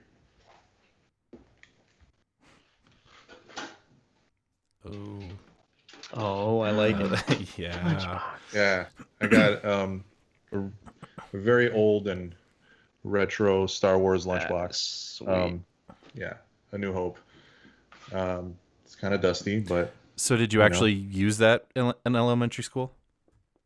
I did Okay. use this, absolutely. Really? That's so cool. I didn't use it often because I did like it, and also it didn't make sense to bring a tin lunchbox. That was more before my time. But I have used it. I can say that. That's so cool. It's something. Yeah, one of the few things that I've held on to for that long. So Nice. yeah, that's what I got. That's awesome. Awesome. Cool. Well, for me, one of the silver linings of the past year without in-person cons is there have been so many virtual cons, and I have been just enjoying those to no end. And Yes. Me too. Wow. one website in particular is one that I probably shouldn't frequent as much as I do, but it's called Star Wars Autograph Universe. And so they have been getting, yeah, Mike, you laugh. They've been getting some of the, especially from The So many Mandalorian. good tips for me. I didn't get to make it, but he was like, Father would send me like, "Hey, make sure you check it out." I was like, "Oh my god, I can't!" It was so awesome. So they've been getting some of the like more recent actors to do private signings, and so they've gotten Pedro Pascal and a lot of them from The Mandalorian. So I've got still a number of orders in the works with them. Rosario Dawson and Ahsoka. Like, I'm super excited for these. So I'm going to share two. This one I got roughly a year ago, but it is a full cast Wow. from Nice. Rebels. Amazing. So so all the cool. main cast, and of course if you buy it through them, right. they can personalize it too. So those are all personalized and seemed appropriate to share that, especially after Vanessa Marshall was just on the show. Mhm. The other really cool one that I got, and I am not going to tell you how much I spent on this, is I got a personalized Harrison Ford Oh my goodness. Dude. So Wow. yeah, those Oh are my those are gosh. two of my now prized autographs. So Wow. my nieces and nephew one day can sell them when I'm dead and make a bit of money. So next up is the Ooh. young that the one. young Obi-Wan. That's Nice. really pretty. Nice. So makes the Well, sound where's that effects one too. from, Father? So this is from like episode 2. So the one that yeah, you but, have. Which, I mean, where'd you get it from? I Oh, mean, which, so actually, I went to Galaxy's Edge in March with my okay, cool. with Yeah, my yeah, that's good right. buddy Carlos, who is probably live watching at the moment, so he probably recognizes Nice. this. What was really cool about this one? So yeah, I got it at Galaxy's Edge, and it was one of those things where you go into the shop and they will let you touch all the lightsabers that you can buy, and I literally felt like it was Harry Potter and like the wand chooses the wizard kind of thing, because I initially wanted to get Ahsoka's lightsabers, and when I picked them up, they were just heavy and bulky and not at all. They didn't feel right, and so I tried them all, and it was Obi-Wan's that just felt right.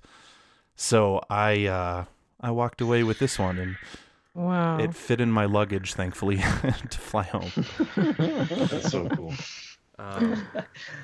Wow, that's a Sweet. good tip, actually. I got to think about that if I go to Galaxy's Edge, that I have to make sure that Yeah. I have Well, luggage big enough to bring back a lightsaber. The thing on that too is you can get 3 different size of blades. So I had to get the shortest blade, but there is a really long blade too that it wouldn't have fit whatsoever. So I've got the Like short 9 feet long. No, Not quite that So much. excessive. Like, I love that. Good, You good thing really I feel can like a drive to kid again. Galaxy's Edge. So I can get one. Ah, Oh, yeah. there you go.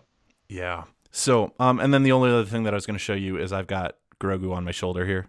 So that was Oh, I also didn't notice. Like we haven't been staring at it the I whole have to give you credit. You had it's very profound, serious things you said earlier, all while little Grogu's sitting on your shoulder. Like it's just, Yes. That's how far we've all come.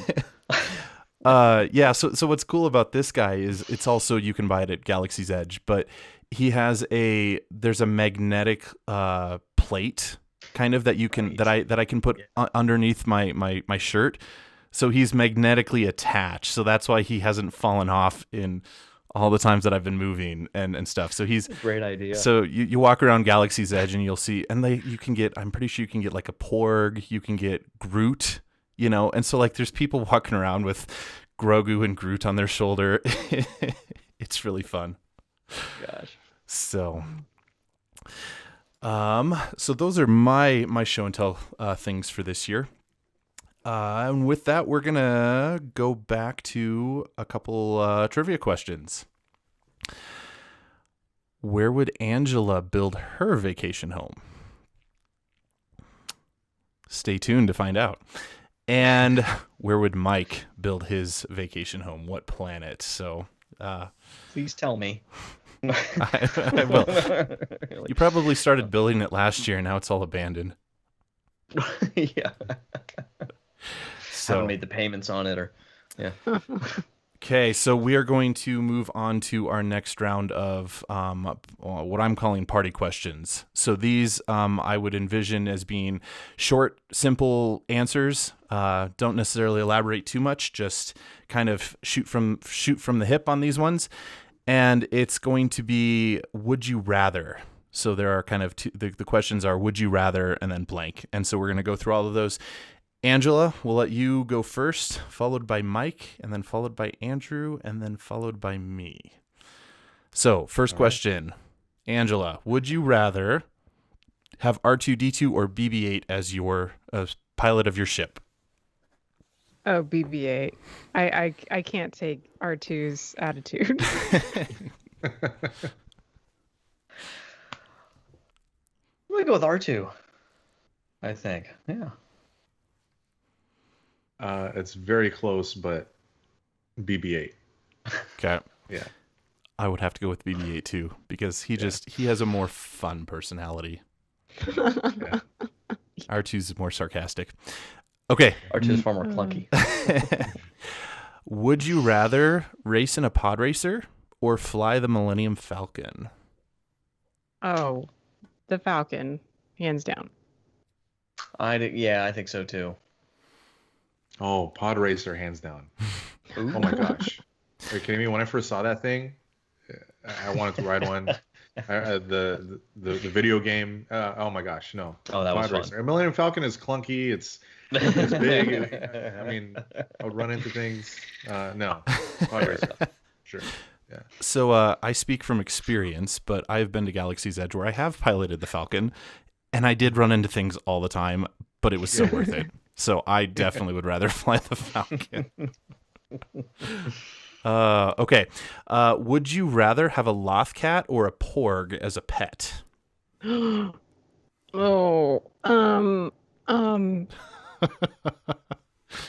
a wolf. Ooh, yeah. No, I'll say a porg. Wait. A Loth cat. I'm gonna go with Porg because I'm allergic to cats, and I'm assuming that transcends galaxies. So, yeah. Oh man, I was gonna say Porg, but I mean, Loth cats are they're so unique looking and so funny. Yeah. I mean, Porgs just kind of look like furry penguins, I guess. Yeah. So yeah, I'll go with Loth cat. Yeah. I think I have to go with a Loth cat too, because I think I would get super annoyed by the Porgs. Yeah. Yeah. Would you rather be stuck in a garbage chute or battle a Sarlacc? I'm gonna say probably the Sarlacc. I think I would be more stressed out being stuck in the garbage chute. That's just me. I think I'd go with garbage chute unless I knew I'd have Mandalorian armor on, which apparently helps. So. You're also assuming you're going to fall in. Right. Yeah. Right. Yeah. Okay. Yeah. I'll have to go Sarlacc just to avoid the smell of being in a garbage chute. Yeah. Yeah, I would go with the Sarlacc because I don't know if I'd handle the tense kind of situation of being in a garbage chute that's compacting. Okay, would you rather be trained by Obi-Wan or Yoda? And I think I already know what some of you are going to say. Yeah, Obi-Wan. That is hard though. Because Obi-Wan trained Anakin very differently than he trained Luke. So I'll go with Obi-Wan. I'll go with Obi-Wan, I think, yeah. I have to go Obi-Wan too.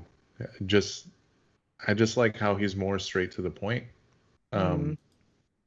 Yoda, yeah, I don't want to like figure out stuff on my own too. And there's a little abstract. bit of a language barrier with Yoda. Right. I need really precise instructions right now. Can you say it the other way? Like, Yeah, and I think I would go with Yoda for the exact opposite reason than Andrew. Like he would cause me to grow in wisdom by throwing questions back at me. There you go. That's a priest go. answer. That's There right. you Well, go. that's very Jewish in rabbis teaching Yes. by Yes. asking, answering a question with a question. Would you rather battle Maul or Darth Vader? Oh my gosh. I gotta say, I think Vader, because for some reason I think that would be like, I mean, I'm gonna die either way, right? So I think seeing Vader would be slightly less disturbing than seeing There you Maul. go. Oddly enough, I think I'm going to agree with Angela for exactly the same reason. Now that I hadn't thought of that, but now it's terrifying. Like, I don't want Maul to be the last thing I see. Yeah. I think you guys are wrong. I would rather fight Maul because I think you'd have more of a chance of striking a deal with him. Yeah, that's true. Yeah, I think he's more persuasive. He's kind of like he's not entirely, part of the Empire. I mean, depending on when you meet him, I think has a lot to do with it. But yeah, I'll go for Maul because at least you could at least try and talk to him. I think so. See, and I would choose Maul because there's a better chance that I might win. None of us Ooh. considered that. Yeah. No. So, yeah, you guys. So, would you rather babysit Grogu or Babu Freak? Oh my gosh. That is the hardest question yet. I love Babu Frick. Wow. I think probably Babu because I think Grogu's force abilities would drive me nuts. I'm gonna go with Babu as well because Grogu is like identical to Renata, and I just cannot keep track of her. You know, like going for the eggs, and like she's so mischievous. I'm expecting like 30-foot spiders to emerge any moment. You know, so I'm just like, no, probably change things up. Babu Free. Gosh, this one is tough. I'll go Grogu because, I mean, if there's a life-threatening situation, Grogu could step in and use his force powers, and That's a good point. yeah. So it would be nice to have him around, and I mean, they're both cute in their own ways, but like Grogu's just, I think, more precious looking. Yeah. So yeah, I would say Grogu. And I would say Grogu as well. I was mentioning to Angela before the show that I have at least 4 different Grogus in my office and in my my living space. I'm pretty enamored with that little guy. Would you rather be a Jedi or a Sith? Gotta say, wow, I was gonna say Jedi like that, and then I was Didn't like, just answer wait right a away. second. But there's so Not many as easy as you think. rules. Yeah. Oh gosh, I'm just gonna be a good girl and say Jedi. I would rather be a Jedi, but if I'm honest, I have lots of Sith tendencies that I need to work on. So. Yeah, I would. Yeah, I think I agree with Mike, but I'll actually say Sith. I mean, just as a fan of the franchise, I always gravitated more towards the Sith. So, and yeah, and knowing that there's a potential redemption arc for me, I'm fine with that. Yeah. There you go. So just so you know, Dom just mentioned in the chat, if any of you answer Sith, you're off the podcast. So, you know. Well, see you guys. It's been a good run. Nah. To go out. So I want to You should be. ask Dom what he would Ooh. say. Yeah, Dom, Put him on the answer spot. in the chat. Which would you be? Of course, we probably know what he would be. I want to Dom is be. the CEO of SQPN, by the way, guys. Yeah. He's our. Can I be whatever Ahsoka is? That's what I want to be. Oh, There you and go. there's a name for that too, isn't there? In the High Gray Republic, there's. Or well, oh no, you're right. Yeah. Oh, and I'm blanking. There's sort of a class now of like a Force user who's sort of just trying to figure things out. Yeah. You're not talking about Gray Jedi or whatever. Agnostic? No, I mean No. the EU sort of used to use Gray Jedi, but they have a different term for it now, and I Right. can't remember what. forget. Wayseeker. Mm. Dom coming through with the answers we need. So okay, nice. so Andrew, you're gonna But be a that wasn't an Wayseeker. option, Dom. Yeah. It's okay because I'm gonna go off script too. I want to be a Jedi Mandalorian, like the first There one you that held the go. Darksaber. There you go. So There you go. Well, that's a Jedi. That's cool. yeah, so Right. Jedi, just but with the cool armor and then the Darksaber. Would you rather fly an X-wing or a TIE fighter? I'm gonna say TIE Fighter because I like the design a little bit better. It looks a little bit cozier. So As someone who's just remembering now that I used to occasionally play that original TIE Fighter PC game, like way back in the day. TIE Fighter, that sucker is fast. I'm with Poe, at the beginning of episode 7. He's like, whoa, that's me. Yep. TIE fighter all the way. Vader looks so cool in his. Yeah. I'm gonna go with an X-wing. I got to see one of those up close and personal at Galaxy's Edge, and I just wanted to jump in the cockpit. Maybe next year we can narrow down which TIE Fighter would you like to fly, because we got a lot to choose from too. So. Oh, very good. Okay, so we are gonna move on from that to our final 2 trivia questions for the listeners out there. These are gonna be for. Let's see if I can pull it out. Oh yeah. Nice. It's an official Secrets of Star Wars T-shirt. So Mine's on the way. I wanted to wear it tonight. Don't have it yet. So we have Excited. two styles. So each of these trivia questions, if you get it correct, we'll give out one of each style. So the first question is, what is Father Andrew's true favorite Star Wars movie? And second, this one is sort of a trick question, but I'm hoping someone gets it. What quote from Yoda does Angela dislike? I know it. That one was not one that was on the May 4th episode last year. That was on our Yoda discussion, but that one just made such a profound impression on all of us.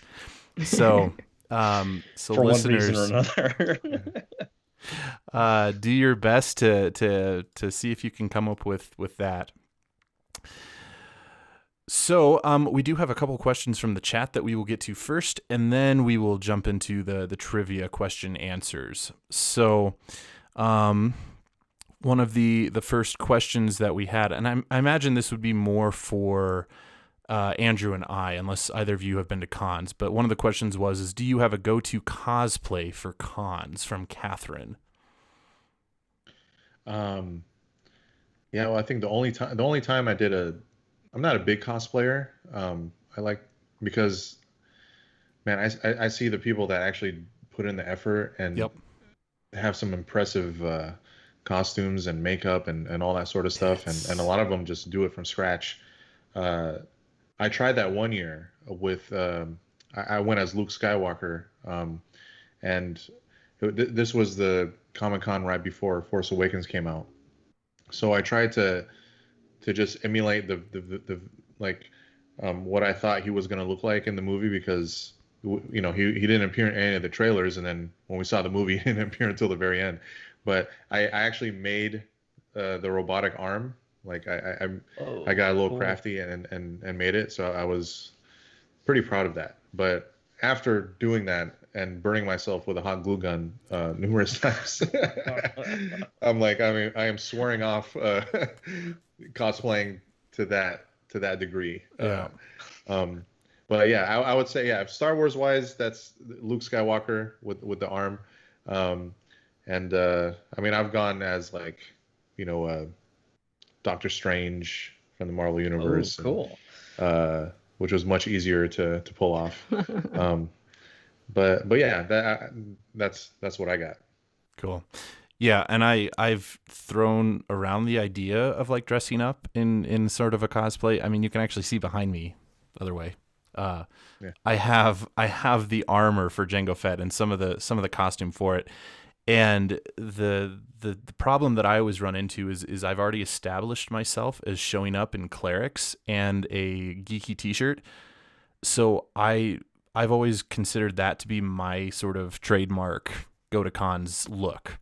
So what I might end up doing in the future is I might very well bring, in fact, I'm working with a guy to commission a unique paint job of a Mandalorian helmet that's unique for me.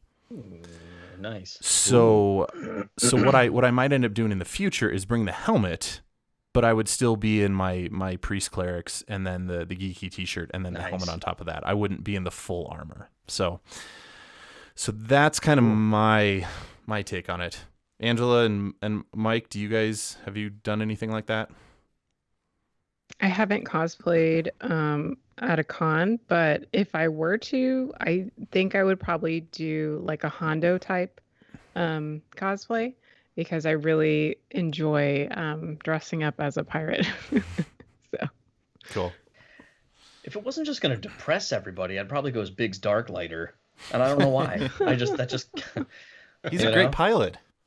That's a good one. But I think what I would do though is I would be way too like I'd walk around just making all these comments about my foreboding doom, just like slip it in, like just, like, I have all these great plans, I got this mission coming up, but I think we'll be okay. Like, no. So the best cosplayers are the ones that stay in character. Yeah. Oh my gosh, I can imagine. I got to get there someday. Yep. Oh, they are so worth it. Okay, next question comes from my good buddy Carlos, and he asks, How did you all connect to be able to make this awesome podcast? So that answer is, I think, fairly straightforward. I think we were all part of the SQPN podcast network to some degree or another. So I don't actually know how you guys got involved before we did Star Wars. But when The Mandalorian was initially going to start debuting, Dom, the CEO, had asked me if I would host a podcast to re-host the podcast. Father Roderick had done a number of episodes prior to us taking over, and so Dom had asked me if I would be the host for the Secrets of Star Wars podcast moving forward.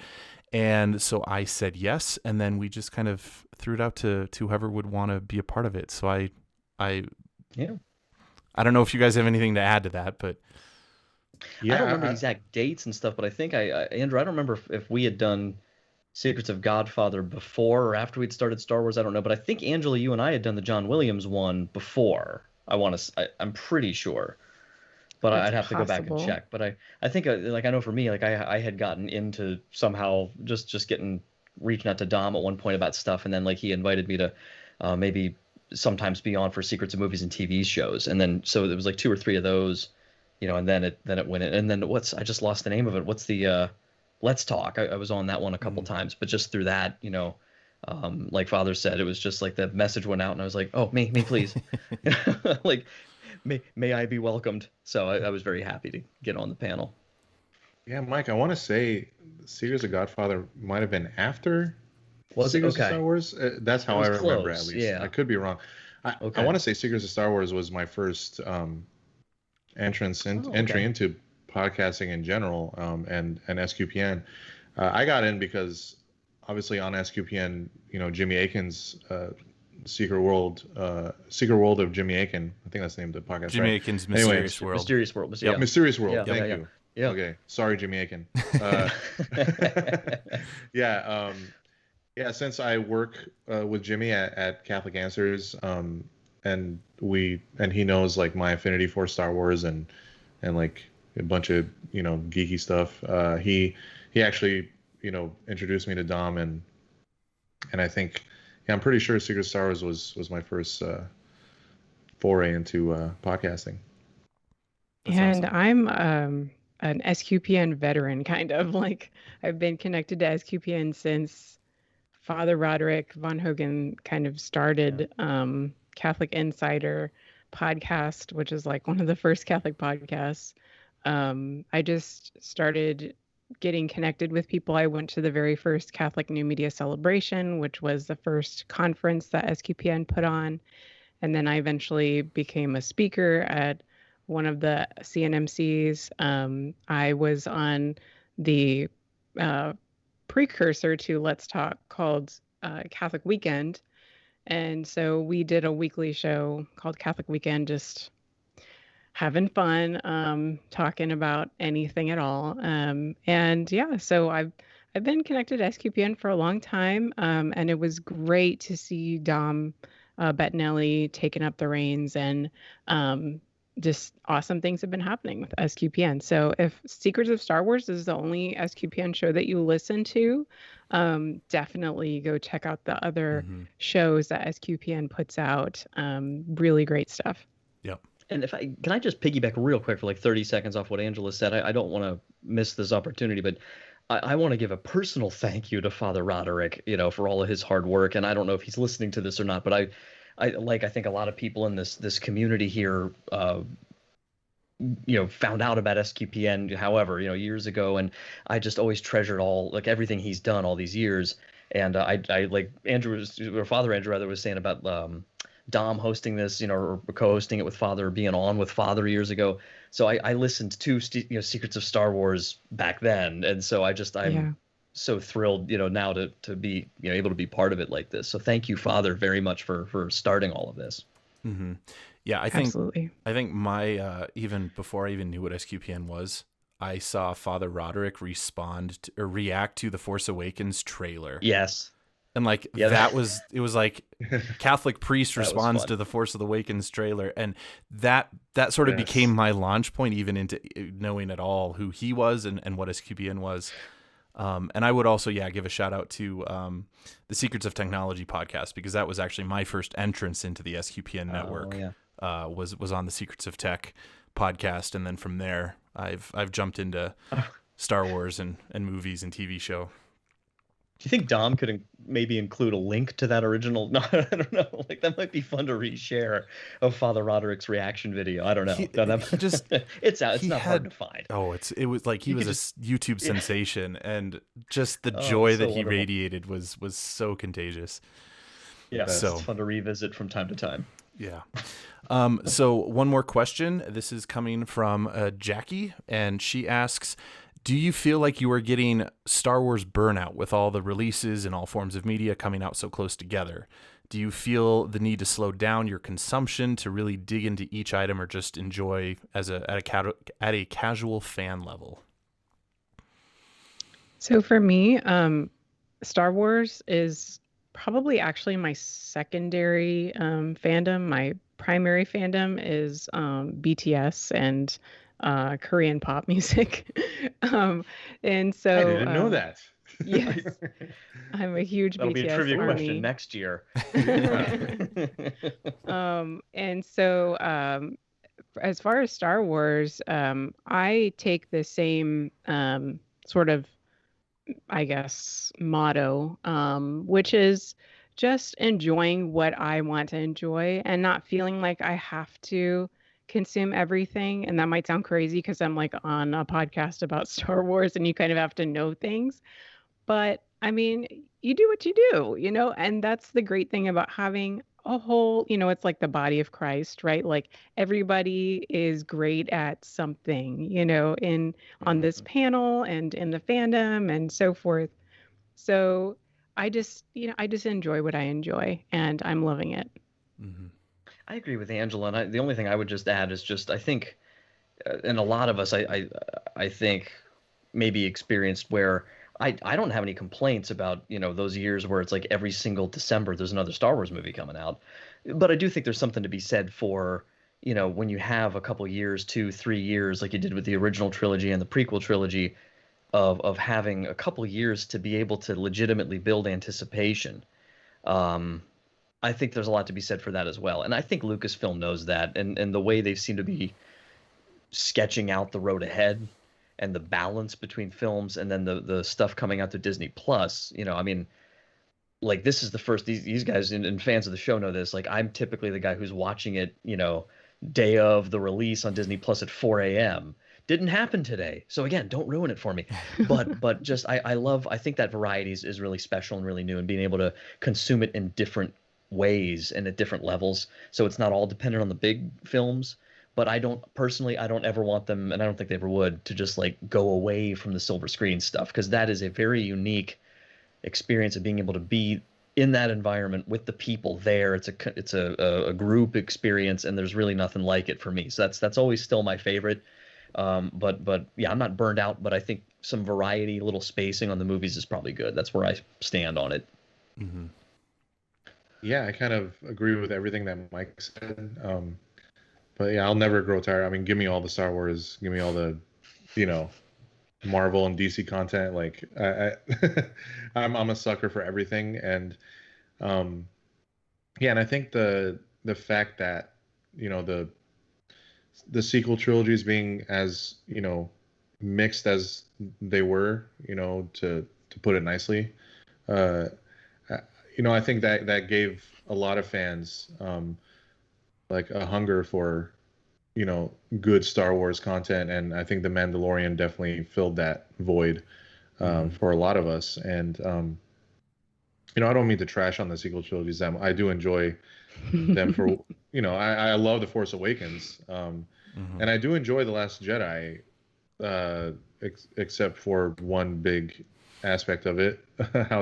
And for most people, it's how they handle Luke in the end. But I didn't totally hate everything about that. But anyway, if they came out with a movie every other month, I wouldn't complain. So I'm probably the wrong person to ask, or I'm not gonna have a nuanced answer. Just give me all the content, and then we'll deal with the how and how to make time to watch it if I have to lose sleep, whatever it takes. But give me all of it. Yeah, I'm not quite as I guess ready for all that kind of content at once, but I definitely don't feel pressured to like keep up with everything. So like, there's comics coming out. I would like to pick up some of the comics, but haven't. Even when like some of the new books come out, I don't feel that I have to go and read it right now. I sort of feel that way when it comes to the TV shows, because those, if you don't, you end up getting spoiled on social media. But also those I'm going to watch them day of release anyway. So I'm pretty happy to kind of keep up with all of that. And I mean, I think as long as there isn't like concurrent shows going at the same time, that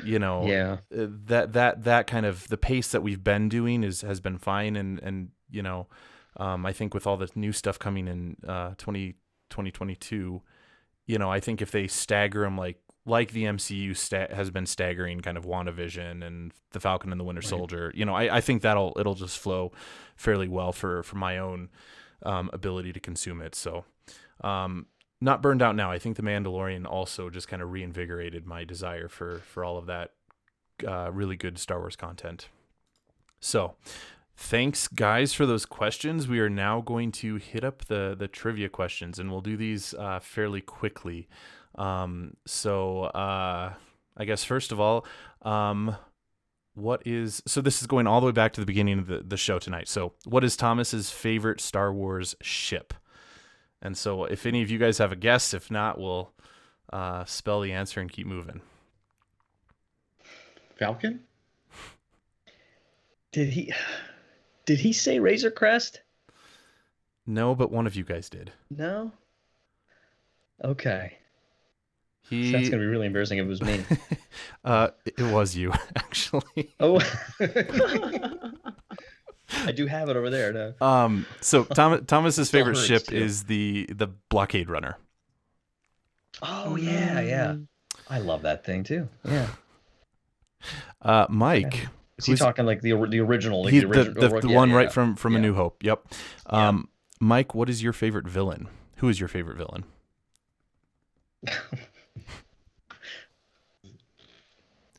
No, it's not. It's not Snoke. I never said it was. He did not appear in any of the movies. I will give you that hint. I think I said Thrawn. You did say Thrawn. Yeah, and I'm sticking to it. And for the record, those of you listening, Chris Potter, you got the vast majority of these correct. Ooh. So, yeah, Chris. Well, so yeah, you did. You know us better than we know ourselves. Prepared. He did his homework. He did. Yep. So the next one, who is Father Andrew's favorite villain? So. Oh, we're supposed to. This is to you guys Boba first, Fett, right? I mean, is he a villain? I would consider him a villain, but Django is my favorite. So, and Jackie Cordero got that one. So, what is Mike's favorite Star Wars ship? This is the Razor Crest. Well, yeah, the Razor. We kind of ruined it. Yeah. I'm not too sure about that one anymore, but I'm open to. Yeah, it's all in pieces at this point. Yes. Yeah. What would Thomas's force power be based on his personality? Yeah, what did he say? Oh.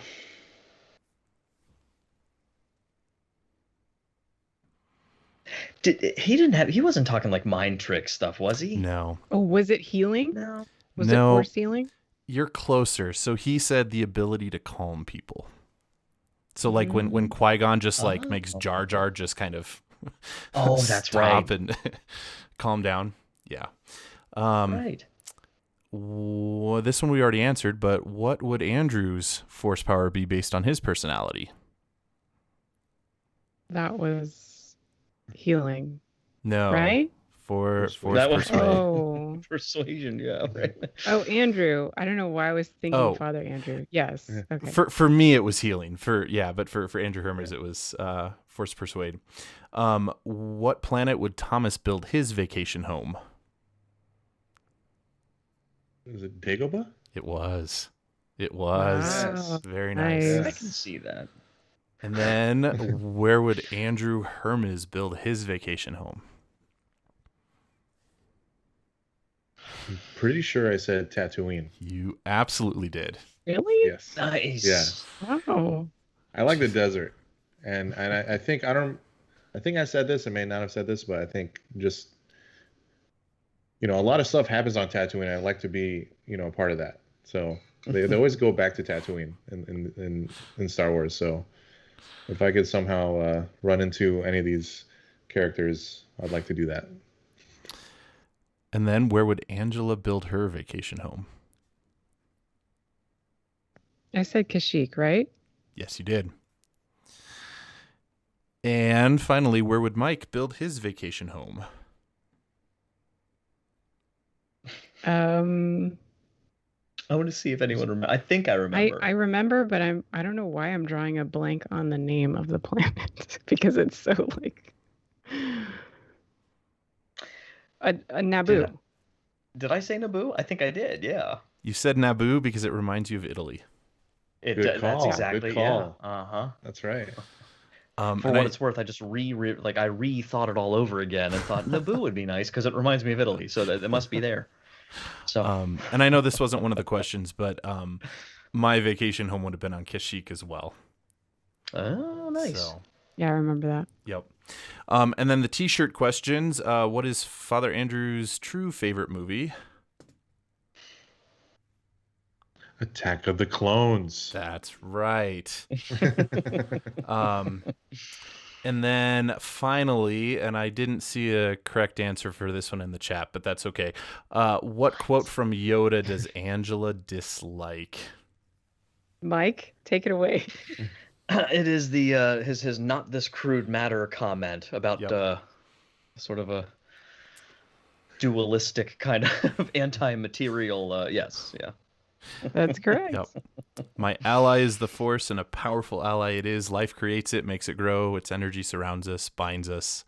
Luminous beings are we, not this crude matter. There it is. Luminous. Yep. Yep. So those are it for our trivia questions. Thank you, everyone, for trying to play along. And Chris, I think you definitely scored up the most points, which is awesome. So thank you all for doing that. But I see that there are 11 people in the chat, so I think everyone who has joined us this evening deserves a prize for coming. So, so not just those who particularly won trivia questions. So everyone in the chat, if you are hearing this right now, please email us at starwars@sqpn.com and send your mailing address, and I will ship out an autographed picture and stickers to you. And then for the T-shirt, there were I might see if we can maybe Dom will do 3 shirts because there were 3 that were answering that question. I think it was Carlos, it was Chris, and Jackie. That's right. Okay. So I was just kind of going back through the chat. So the 3 of you, if you would email us and include that as well, I'll even buy your T-shirt. So all 3 of you can get a T-shirt. So just make sure you email us and send us your mailing address, and we will get, and especially for those who got the T-shirts, give us your T-shirt size, and we will get those out to you. So thank you for joining us this evening as we've been celebrating Star Wars Day. So may the 4th be with you all. So, but don't with your spirit there. Yeah, don't leave just yet, because this wouldn't be a special May 4th celebration without a surprise in store. So I have to preface this. I feel like I'm letting you guys down and that I only have 1 surprise for you this round, not 5. Come on, Father. So, Vanessa took up like a large chunk of my quota, so so we do have one special guest transmission who is going to share a little bit of a Star Wars message with us all. And it's appropriate that we talked with Vanessa on the last episode, because this is a special transmission from her counterpart, Freddie Prinze Jr., who plays Kanan. Wow. So he's got just a few words for us. So here goes. Angela, Thomas, Mike, Andrew, and all the listeners. Hey, Father Fett wanted me to wish y'all a wonderful, happy Star Wars Day. May the 4th, and the Force be with you. And tomorrow, you can have a little Sith love. But today, it's all about the good guys and the good girls. I wish y'all a fantastic day. There's some Bad Batch out there, right? You guys check that out. You've probably seen it already.